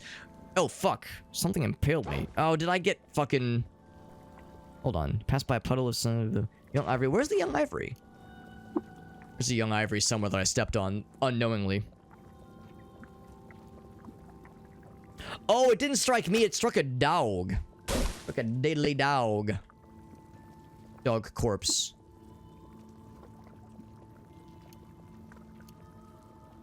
I don't know where it is though. Yeah, I guess the young ivory died. You pass by young ivory. Yeah, it's like under the. Hold on. How do you do this? There's like a way to cycle. No. Is it this? There's a way to cycle like over multiple things in a single square. Oh, it's probably this. There we go. How do I attack it though? Well, I mean, it's fine. If I leave it alone, it's fine. It's not gonna fuck with me. I won't fuck with it. Yeah, I didn't see it because of the corpse that was there. But anyway, yeah, we could keep exploring for a bit. We know at the center of this labyrinth there will be a prize at the end. We can get to the harvest. It's kind of cool. And then attack. Harvest and then attack. And you get another one. Another one. That must be what's that hip hop artist? Khalid, the guy that says his own name a lot, then he goes, another one. That's how I feel right now. That's really good to know, actually. Oh, you can't always harvest. Okay, good to know. You don't have to kill these guys, but it's nice. As the dread effect they cause can be very annoying. Yes, we know there's going to be a prize at the end. There's, well, most likely, a treasure chest at the end at the bottom of the Rustwell. Bottom center of this this Tootsie Pop, rather. And there will be other things along the way, but also scary things. Also scary freaking things. The spider's not so bad. These are pretty chill. But that slumbering boulder creature we fought last time, that thing was scary. So more of those I would like to avoid if possible. Another one of these things, by the way. 264. So yeah, basically once our inventory maxes out, that's what I'm going to call it and head back to town. Grandpa, you can't use your sex bot like that. She's my sex box, and her name is Sony. I know. Family Guy references in 2024. What is this, Alex? Maybe it's when it is like more... Well, I guess it's always puffed out like that. I see the discoloration. I think maybe that's when it's harvestable. Maybe that's when it's harvestable. It is! That's really cool. Nice little detail. We get an extra bit of the goods. Ah, my favorite Bruce Willis movie, Piss Hard. Well, you know what they say, Piss Hard is a Christmas movie. I'm sorry, let me rephrase that. We all know what they say, Piss Hard is a Pissmas movie. Peak comedy right there. Peak comedy. Grandpa Farsight will develop a piss and washed ass funk. Wait, I'm sorry, what? A piss and washed ass funk to deter the little bastards. I'm afraid. Oh Jesus fuck. Man, yo, that fucking dude stabbed me real good. I just took 6 damage from bleeding. Stepping on that thing. I have a nice chat with the young Ivory. He refuses to speak with me. At least I stopped bleeding. You guys are mean. Piss and unwashed. He says, listen, Alex, I'm tired. Lay off me, Alex. Streamer's bullying me. I'm picking up what you're putting down. Just, maybe I'm getting tired too. Maybe it goes both ways. Is this slimy sap? Sugary, brackish slime. Delicious. Delicious. But yeah, I know what you mean though. Yes, there are ways to discourage the youth. Discourage, like, you know, nieces and nephews from bothering you. Oh, is this a horned fella? A horny fella. Horned chameleon. I'll never forget our very first character. Our very first character ever that we ever made in this game died from taking on a fight with the horned chameleon. Granted, it was our first combat ever. Well, other than the one that was in the tutorial. It was our first ever combat, and yeah, we tried to fight a horned chameleon, and he fucking ripped my ass into multiple pieces and ate it in front of me. Not literally, but yeah, he kicked the shit on me. It was not even close. God damn, these fucking things. Oh, it's so annoying. Now I'm bleeding a whole bunch. Yep, you eventually stop the bleeding. Ooh, a fella. You want to trade? Have a nice little chat. Offer to trade. He says, yo, bro, I got this dog corpse. I got a bloodstained leech corpse just the way you like it. And I'm over here like, I think I'm good. Thank you, though. Appreciate the offer. Sometimes they'll have wire to trade. So sometimes they can have the goods. Farsight, you say piss and unwashed. Have you ever considered washing in piss? You ever considered what they call the golden baptism? Nobody calls it that. Nobody calls it that, but maybe they should consider it. Another fella. You want to trade? It's nothing. That's okay. I will not respect you less. Having nothing to trade. I will engage. Oh, never mind. I thought maybe there'd be something behind him. I'm so slimy. I wonder if being slimed makes you harder to do grapple. First, the tubers, and he drops another tubers. Delicious. Which I don't know if we've ever tried cooking with. In fact, I think I have tubers in my inventory already. A raid! A raid from Ilyan. Yo, Ilyan, that's so nice. Thank you, buddy. Ilyan, that's so freaking cool. Thank you, buddy. Thank you for that raid.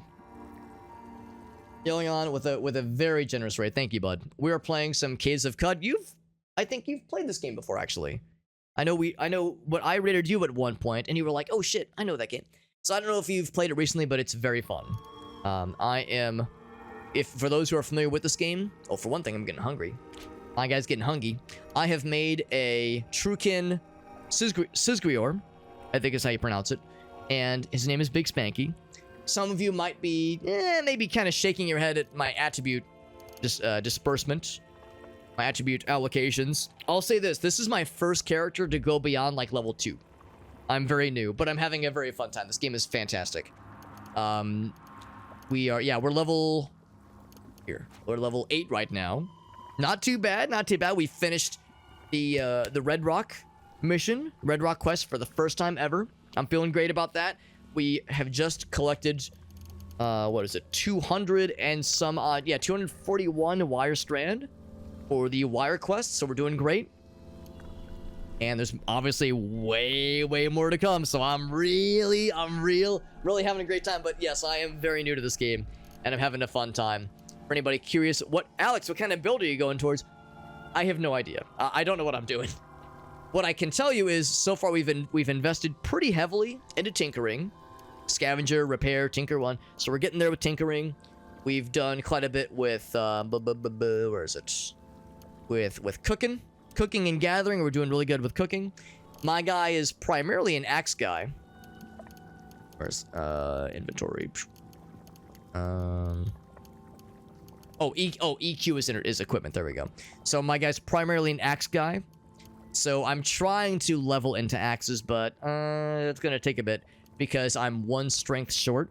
Next time I get an attribute, I'm going to, a point that is, I'm popping that into strength. So I can get the next couple of fun things leveled up. It's going to take a bit to get, like, really good at axes. So I got ways to go. Of course, it's a Syzygyrior. Anyway, we're this thing, which means they start with multi-weapon fighting. So we eventually want to get multi-weapon mastery. That'd be swell. That'd be super swell. But we need really good agility and really good strength. We have pretty good agility right now, actually. So, but eventually. We'll get there eventually. So, we're having a great time, though. I'm really enjoying this game. Streamer luck. The streamer luck did proc last time, by the way. I found mechanical wings. I killed a regular Snapjaw in Red Rock. Level 2.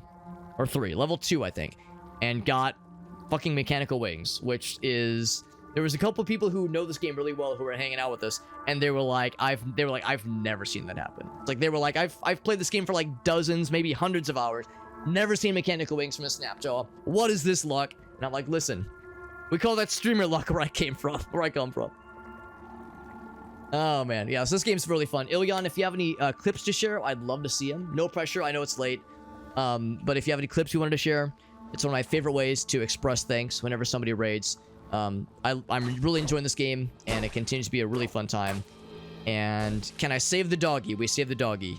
We save the bloody feral dog from the jilted lover. So let the dog kind of go and hang out for a bit. It's a dead end anyway, but yeah, this game's really fun. And like I said, I really appreciate that raid. I know it is getting late. Actually, it's not getting late. It is late. But yeah, if you got stuff you got to do, gotta get some sleepies, gotta get a snack, whatever you need. I'm happy to just kind of have you vibe and chill for a bit. But like I said, any clips you want to share, or a YouTube short or a TikTok video, anything at all. It's one of my favorite things to do when somebody raids, because it gives, you know, people who are already here a chance to see what you're about, and gives me selfishly a chance to see what you've been up to. Of course, I know you've been doing some battle tech. I know that, yeah, I saw that was the game you were playing.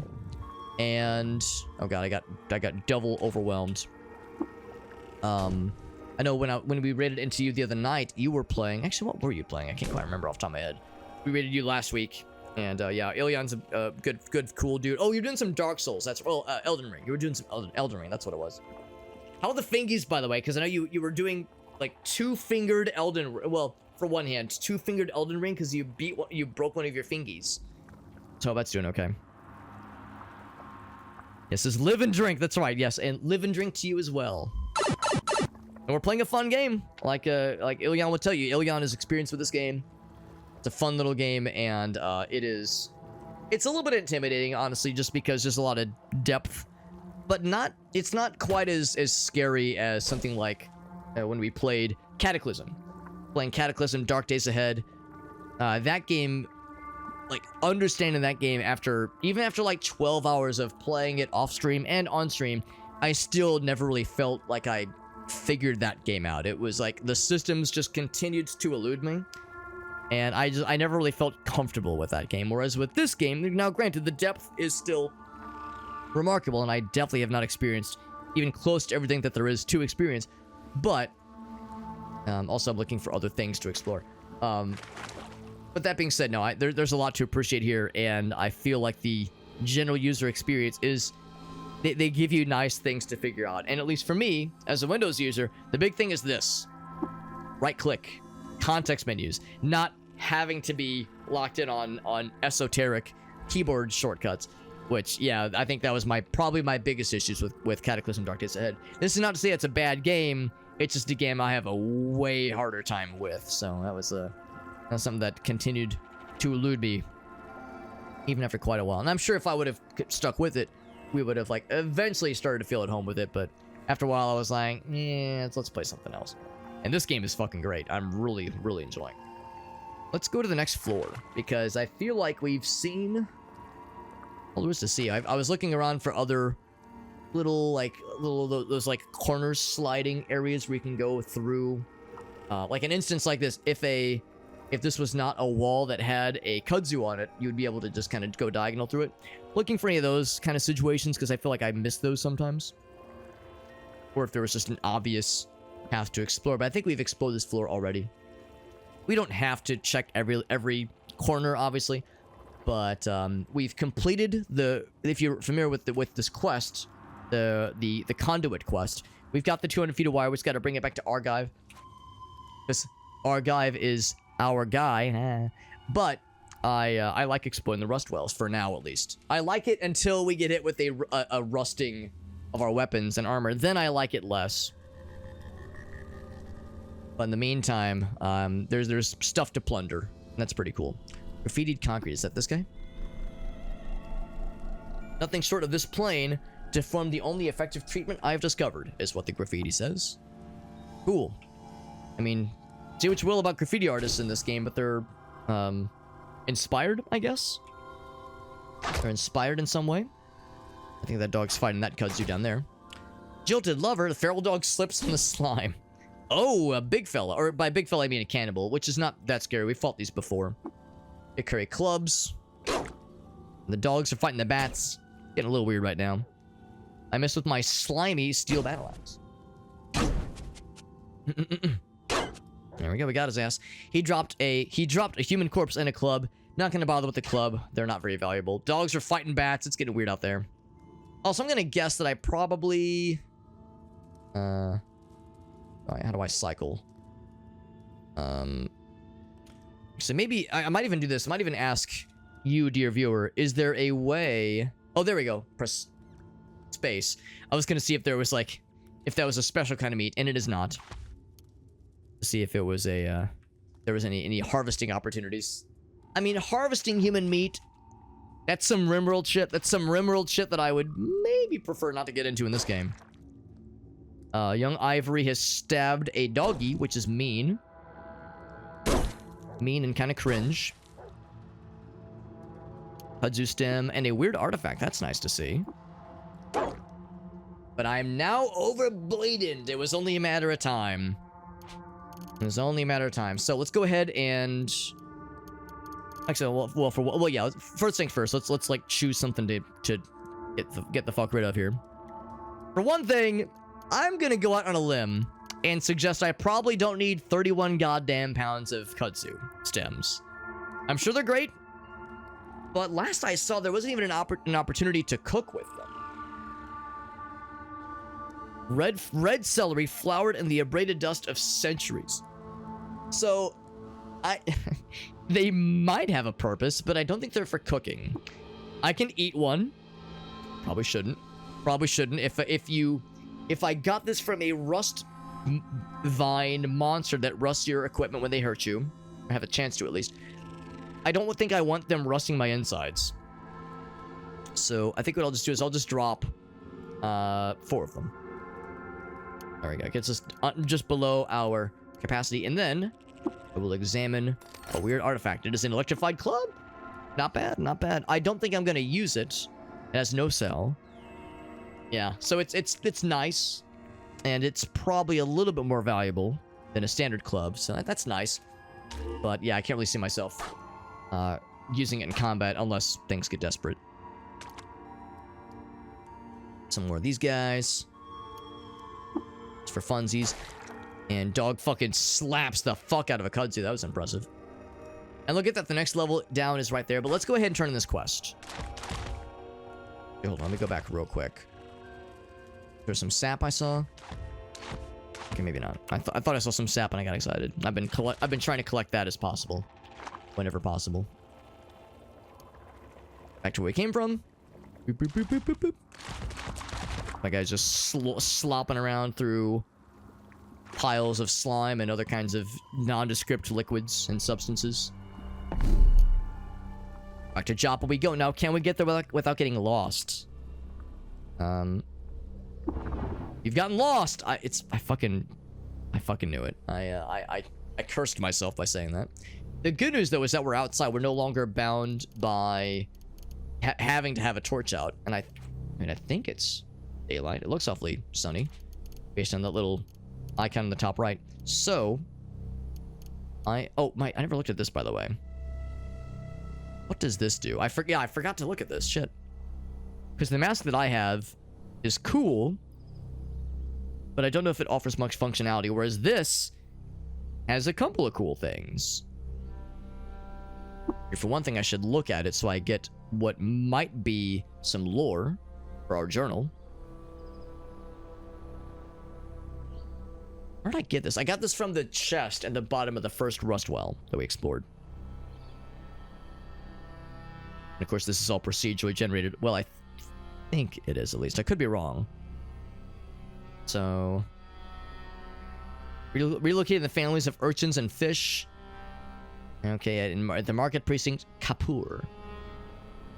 Improves reputation and maybe has other functions. Learned a new location. Got a quest to go there. Cool. So that kind of thing is already worth its weight. So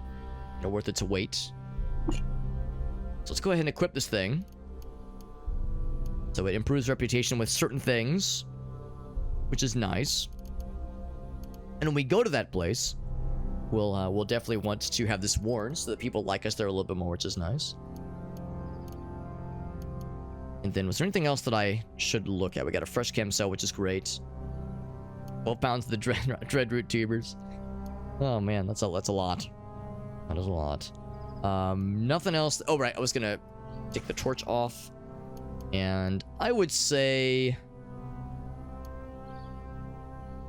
So we can't use that one. So let's say let's use this one. It is unpowered, so it's still a decent battle axe.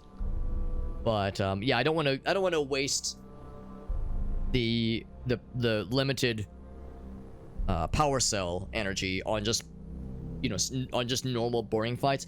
If I'm fighting something that's kind of scary, we'll take out the big guns for sure. You'll note that I did not use our more like big boy weapons against that older bear thing that we were fighting that we tried to fight, because it was engaging with us. When it said very tough as the identifier, like the difficulty rating, I was like, damn, I just kind of knew there was no fucking way. Like, even if we put out all the stops and used all of our resources, I don't think we had much of a chance. So I didn't even chance it. I didn't even try it. We have wire strand, then we have bloodstained wire strand. Got a revolver, which I don't have any slugs for, unfortunately, but we have a revolver and a musket. But honestly, I don't know, I might actually get rid of the revolver, or I'm sorry, get rid of the musket in lieu of using the revolver. I get the impression it is probably, I think the 7 means that's the range, maybe? I think. So it probably has slightly lower range and obviously does less max damage than the musket. But I'm guessing it is probably, like, it probably fires quicker. Like the reload time, that kind of thing. So I might find an opportunity to maybe repair it and then sell it. So anyway, nothing else really to speak of here. But I can now dual wield, because our guy is a multi-weapon fighter. He is very much inclined to dual wield. These guys should be chill. Yeah, they're neutral. Want to chat? Want to trade? Nothing.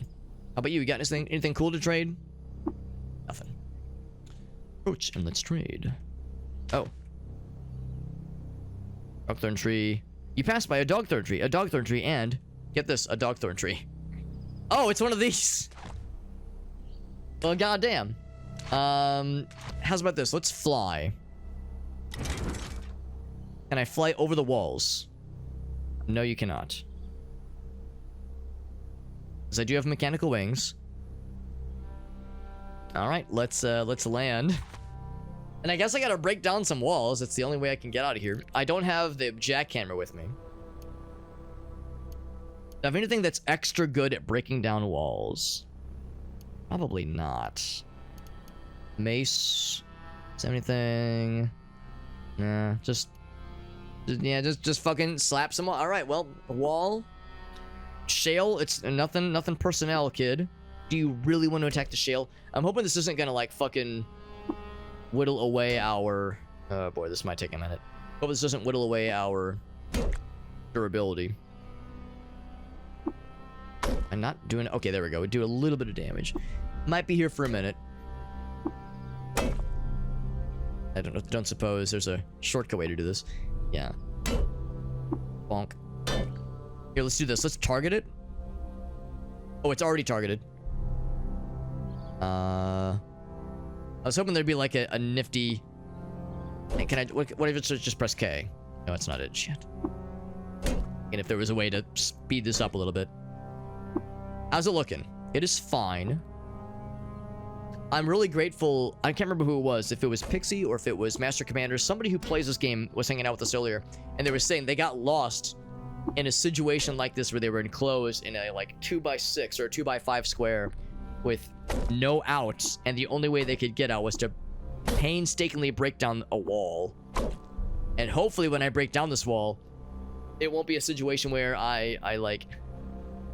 There's just another layer of wall behind it. There's no way to know, at least from what I can tell. We're gonna be here for a minute, guys and gals, so if anybody... If you need to use the restroom, if you need to grab a snack, if you need to do something else, you're not gonna miss anything interesting for a minute, I don't think. And this is really, I think, the best I have. I mean, we could shoot at it, we could Hulk out, but nah, it's not really worth. That'd be like if I was running out of water. That'd be if I was getting desperate. Actually, what if I poured acid on the wall? Is that an option? Can I, like, Particle X, drop, fill? Is there some kind of action that would attempt to... well, it's like stone, though, isn't it? Acid base effects. This is shale. Clay and quartz. Nah, it wouldn't work. It wouldn't work. If it was like a soft material, like maybe. Oh, it's not repair. Repair. That's the opposite of what I'm trying to do here. Nah, if it was like wood. If it was wood, maybe. But I think clay and stone, that's too... I think that's too strong for this kind of material. For this kind of acid. It's not like crazy, awesome, terrifying acid. As if it was, it'd be burning holes in the ground. I've been working on the shale wall. Still fine. Man, I'm almost afraid to ask how many hit points does this goddamn thing have. Here, let's do the flurry. Flurry of blows. We got a couple hits there. It made a funny noise. Yeah, it's still... Did it say... Recorded by hill folks for thousands after thousands of years. Yep. I'm like, is there anything I'm not considering here? Probably not. Bonk. If anybody has a better way to deal with this. I mean, I would love if I could just say, no, take me out. I don't want to be here anymore. Walk to the nearest stairway. Yes, please. There are no stairways.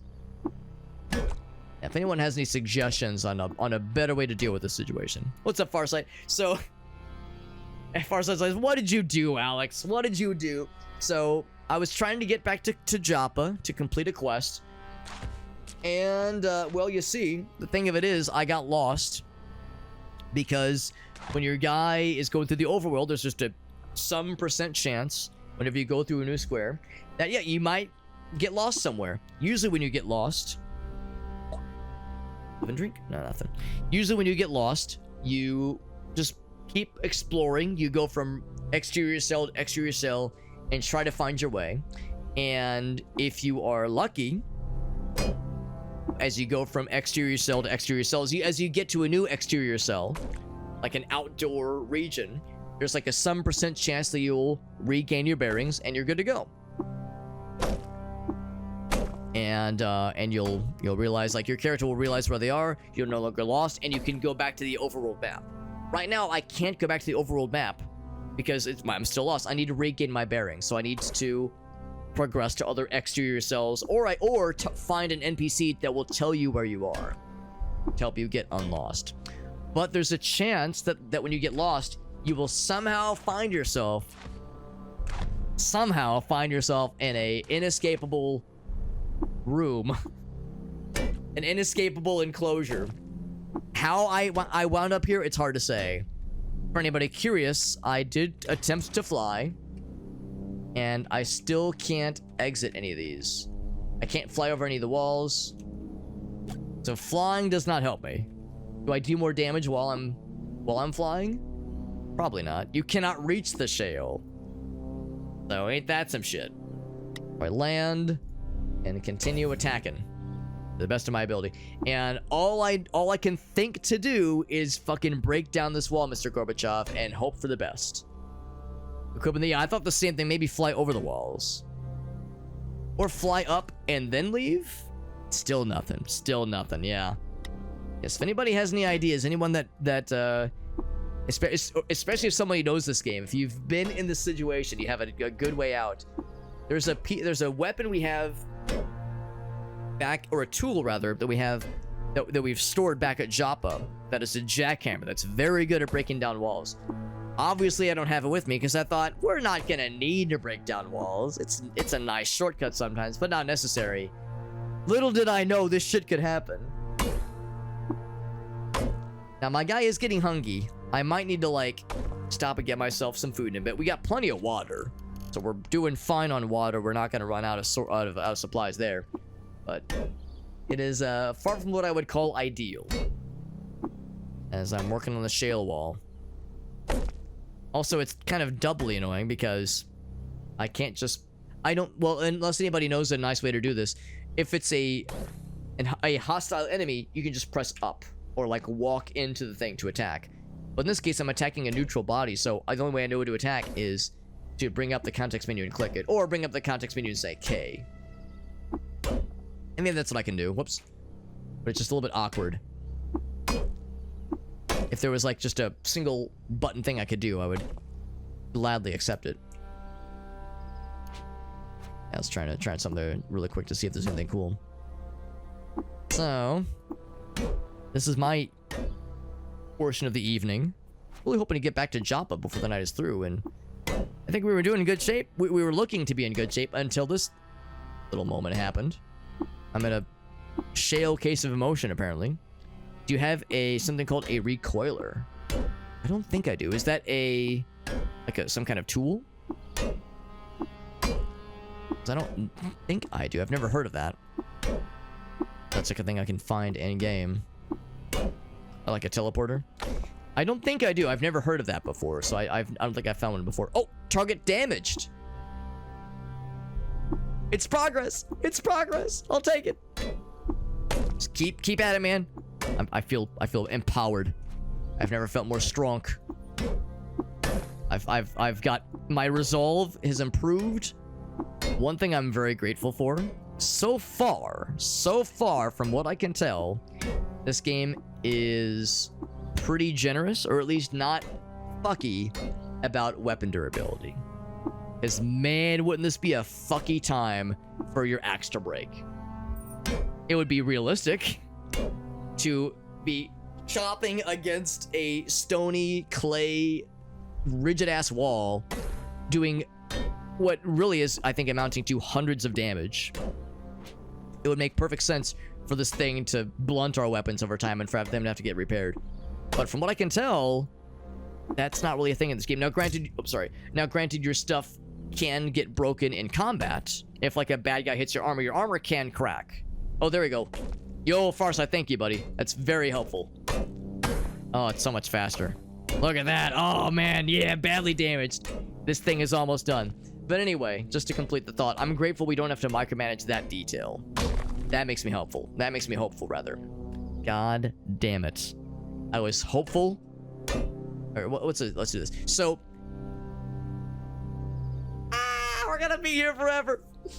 You'll have to excuse the term, but in Mario 64 speedrunning, if you are if you're backwards, what's the phrase? If you're backwards long jumping, if you're BLJing dangerously, and you get yourself stuck in a glass case of motion, you get yourself stuck, and Mario can't move, and you're soft locked. I don't know how. Well, no, I do know how. It was Simple Flips. Simple Flips coined the term. You're in gay baby jail. You're in GBJ. I'm in fucking Caves of Cud gay baby jail right now. God damn it. But at least Farsight was the homie. He found there's a shortcut.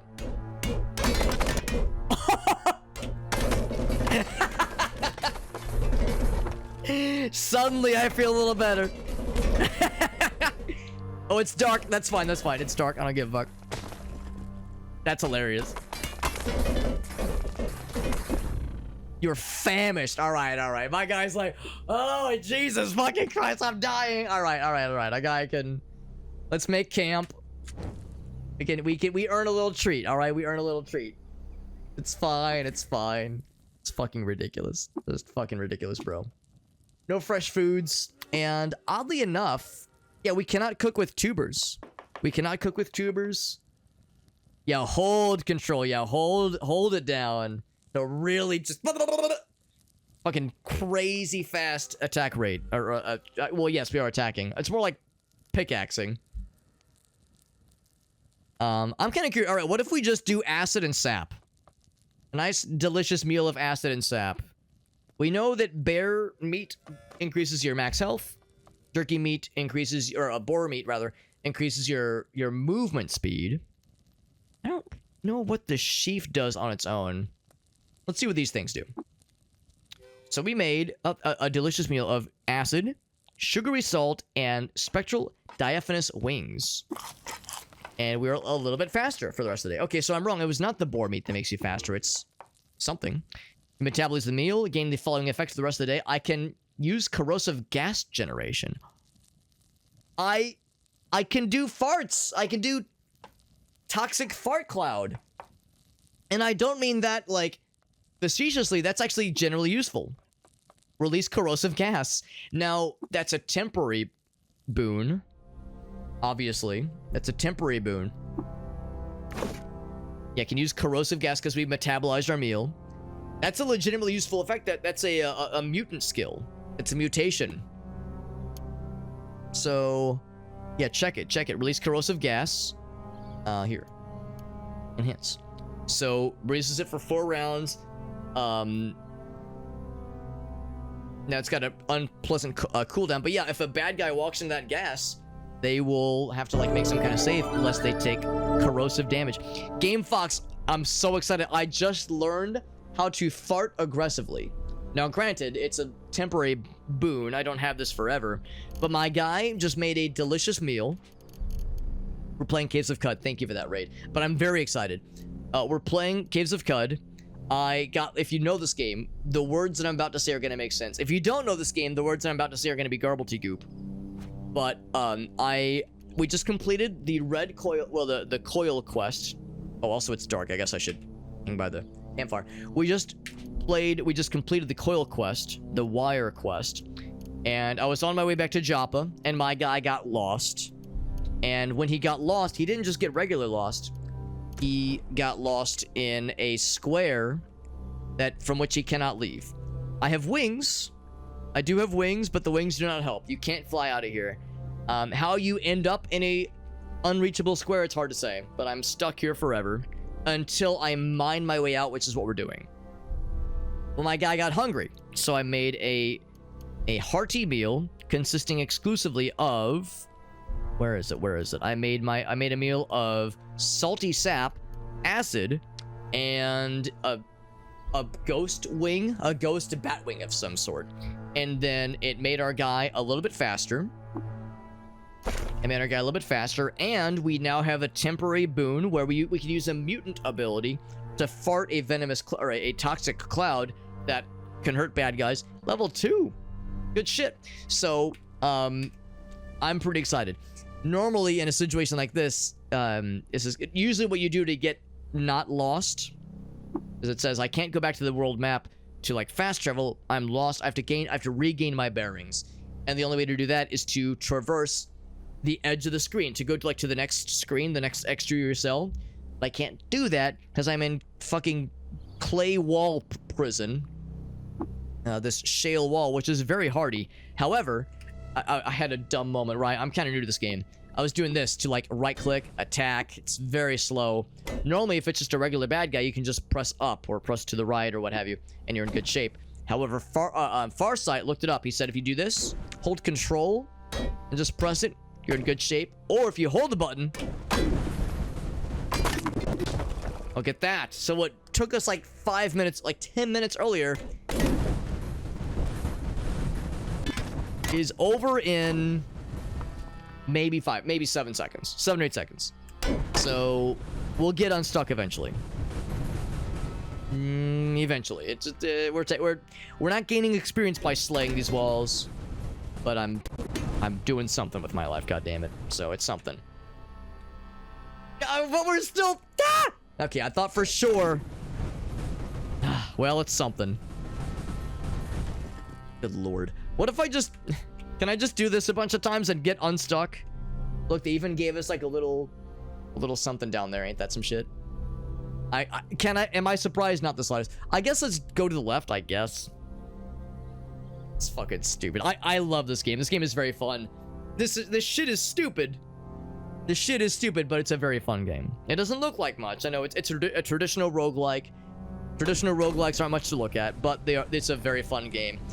Very procedurally generated. It's one of those games where anything can happen. It's an any kind of thing can happen in this game. It's kind of like Dungeons and Dragons. Well, except there's no human dungeon master, but just that idea of no two attempts of a playthrough are going to be the same. Kind of like Dwarf Fortress, that kind of thing. So, very fun little game. This game has been in development for like 12 years, and it just had its 1.0 release about a month ago. It's awesome. Very, very fun. You don't need crazy graphics to make a great game. Exactly. My guy's exhausted again. All right, well, the fart cloud we never got to use in combat. Back to our camp. And, oh, don't just sit on the camp. Maybe don't do that. So anyway, I guess that's the thing, though. I could choose ingredients. Although, you know what? I'm just gonna whip up a meal. I don't want to use these good ingredients. I'm not gonna use the good ingredients for a meal like this, because we're gonna be here for a while. Who knows how long we're gonna be here for. Hopefully I have enough water to last. But yeah, this game continues to be very fun. And so we just whipped up a meal for ourselves. Whipped up a meal for ourselves because our guy's famished with an exclamation point, which means that we began to take debuffs and to take some negatives. And yeah, I decided I'm not going to use my limited cooking resources to make a meal because we're going to be here for another couple... for a minute, I suspect. We're going to be here for a bit. So I don't want to waste the goods. Waste the goods that allow me to make fart soups. Well, not even fart soup, but toxic fart soup. So we tossed in a roasted antenna, a smidgen of nefarious scrap, humble scrap crystal, and a deserted cracked lens. Eat the meal. It's just enough to fill you up, but give you no bonuses. We'll just continue twerking away. Critical hit. Whole bunch of crits. So I was saying earlier, like, oh boy, at least we found a faster way to do this. It's faster, but not fast. Gotta get to the edge of the screen and hope to the high heavens that we don't just have to do this forever. I mean, we could get lucky. We could get lucky. We might just hit a lucky edge that allows us to get the fuck out of this hole we're in. This, not glass case of emotion, but this, hold on, what is shale? It is dried red rock and clay and quartz. Clay and quartz case of emotion. Have a good night, though, Game Fox. Thank you again for the raid. Game Fox, she's a relative, or not relative, a fellow, I say relative, a fellow variety streamer. They do a lot of Pokemon, a lot of Minecraft on their stream, and other general multiplayer shenanigans like the clip we just saw earlier. Lots of cool games on their stream, which is always fun. Shoutouts once again to Ilion, who rated us earlier. We had Ilion, we had Game Fox, we had Woo rate us. My guy's Hungy again. Woo rated us. Man, so many raids tonight. Holy shit. Yeah, lots of raids tonight, which is very, very generous. Lots of very nice folks being very generous with raiding us. Yeah, Dudson rated us. Gallanith, goddamn. Also, in all of my exuberance and all my excitement, I think I was mid-storytelling. Storytelling experience. Mid-story... Giving a story time. It was mid-story time. There we go. When Kubos resubbed, and I neglected to acknowledge that because I'm terrible. So shoutouts to Kubos who resubbed. That was very nice of him. Very generous of Kubos, who also came in from the Woo raid. Make myself another meal. Whip up a meal. Some exalted sesame, a nip of scrap crystal, and some chrome. Nothing like a home cooked meal. All right. I'm just doing this in the dark just because it makes no difference. If there was a thing to increase our strength, I would consider it. But we haven't seen it. Well, a renewable way to increase our strength, that is. We have 2 syringe. No, we have 1. We have 1 syringe that very temporarily buffs your strength, but it's very temporary. And this is not a time to waste it. I'd rather save it for a scary boss battle or some kind of scary encounter. Oh, ouch! Something. Oh, there's a salt hopper nearby. Oh, that's not good. Uh-oh. That's not good. Yeah, there's a corner piece. There's a salt hopper, and those guys are bad news. I'm glad the game told me. Otherwise, we would have just mined ourselves to oblivion. Well, don't I feel like a dumbass? I forgot to re-equip my battle axe. So I was fighting at, like, not great capability anyway. Well, I was talking about healing. Now might not be a bad time to heal. Now would be maybe a questionable time to try which... What's it called? Which wood bark? Because it does heal in it, but it does confuse. Now, confusing wouldn't be bad. I mean, we know exactly one way to go, so I think we could probably handle it, but I'm a little bit concerned. How about all these guys? They're average. They got the running mandibles. I'm glad we at least can see his ass this time. I might regret this. This is maybe playing with fire. We have 3 salve injectors. Maybe I shouldn't fuck around. I should just do the salve injectors. You know, that's 5 rounds of pretty good healing. Does it say how much these things heal? Wood bark. It does not. Let's play it safe with the salve injector. Unless anybody disagrees, I feel like I should maybe not fuck around, given when our health is that low. What I should have done, I should have realized this. I didn't see it. I was kind of looking at chat. I wasn't really paying attention. I should have realized we've almost reached an opening. Or rather, we have reached an opening, which is how this demon found us. We've fought these guys once before. We've never killed one. But I was like level 2, and they're way too hard to fight at that level. But we're gonna play it safe. Apply a salve injector. He is gonna keep attacking us, but now we're gonna start healing each round. And there's a very real chance we won't even need this.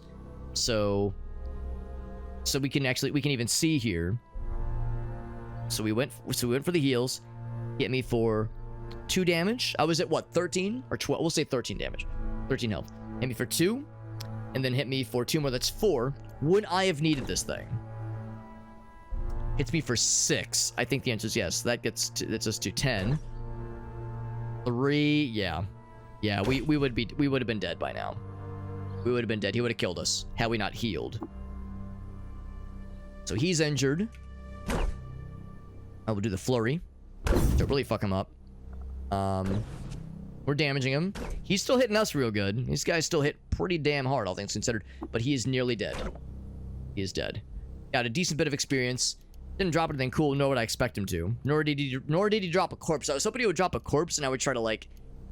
I'd be able to, like... He's like a giant insect thing. I was hoping I'd be able to maybe get his exoskeleton... extract chitin from his exoskeleton so I could craft cool shit from it.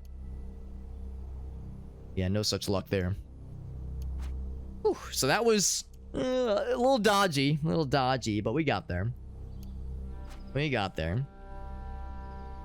And sure enough, I am free. Oh my fucking god, can you believe it? How many days was I mining there? Good lord.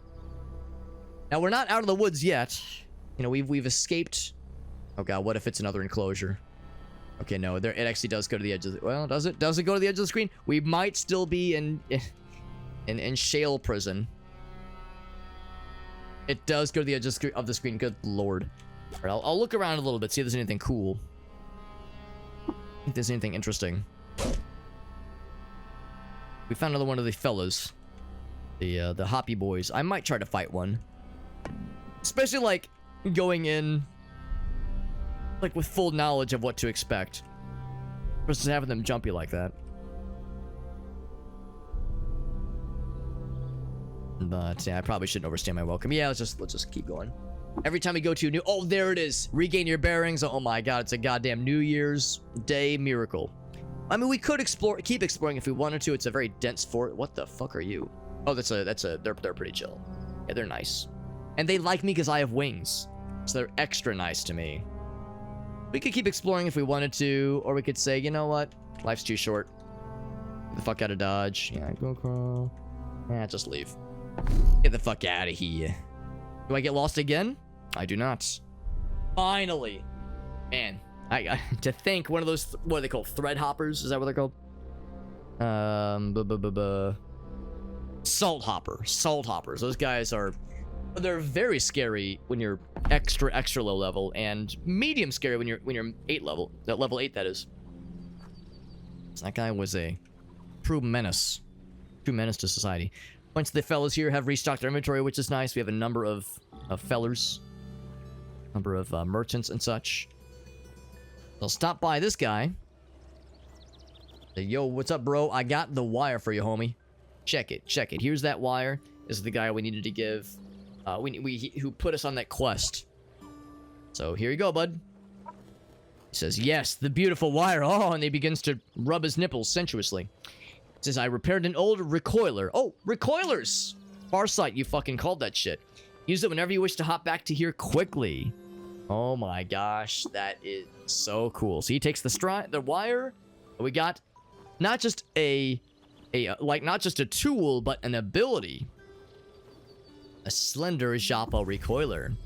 500 experience. Beautiful. Got achievements for our troubles. Feels fucking good, man. Feels good. That is some good shit right there. So we have a town portal. Like Diablo 2 all over again, and Diablo 1 for that matter. Got the scroll of town portal. Not even that. We have the spell of town portal known. That probably has a cooldown, let's be real. And it's only the one town. Only the one town. If there is a recoil, it does not tell me what it is. With tinkering, oh, that's kind of cool. So you can use... You don't have any bits, right? Yeah, we need A bits. Yeah, I see. Recharging stuff. Pretty cool, man. That's pretty cool. It says, thanks, Google. Thank you for looking that up as well, Farsight. How's it with this, friends? It's 2:30, dude. I usually like to avoid going this late if I can help it, but we've had a lot of raids tonight. It's the first stream of the year. We're starting off on a really good note, and I really love playing this game. So I was like, I kept pushing the envelope, but after a bit, it's like, all right, we gotta reel it in, friends. We gotta reel it in. I got work tomorrow morning. I can't be a complete idiot. I should only be a partial idiot. I should sometimes roleplay and or cosplay as a responsible adult. We're gonna wrap it up here, but really fun stream tonight and good progress. I don't know. I don't think that the quest we just completed was a main quest, but it was a worthwhile quest. We got some great equipment and some cool materials and a really sick ability, which is great. We could also talk with him more. He might have more quests for us, because originally he wanted us to give him 1 or 2 trinkets, which we did, and then he gave us the wire quest. He's building something. There might be more he needs. Who knows? So we'll continue down that path next time we play this game. How's that sound? We'll go ahead and save and quit. Game saved. Awesome times, man. Bedtime. Yeah, it's late. It's not getting late. We have arrived at late. But big shout outs. We've had a lot of people raid us tonight. First stream of the year. Well, of course it was the first stream of the year because it was the first day of the year, but you know what I mean. It was my first stream of the year, and lots of folks being so nice to us. So we had Gallaneth, we had Dudson, we had Woo, we had Ilion, we had Game Fox. Yeah, so 5 raids. What the heck? That's so freaking cool. All of whom are awesome peeps. We're familiar with all these wonderful streamers, all talented, all entertaining, and all super generous, and I appreciate you guys. Appreciate you as well if you came in from the Caves of Cud directory and just want to check this game out. Had a couple folks on YouTube join us, which is nice. So, all good stuff, friends. All good stuff.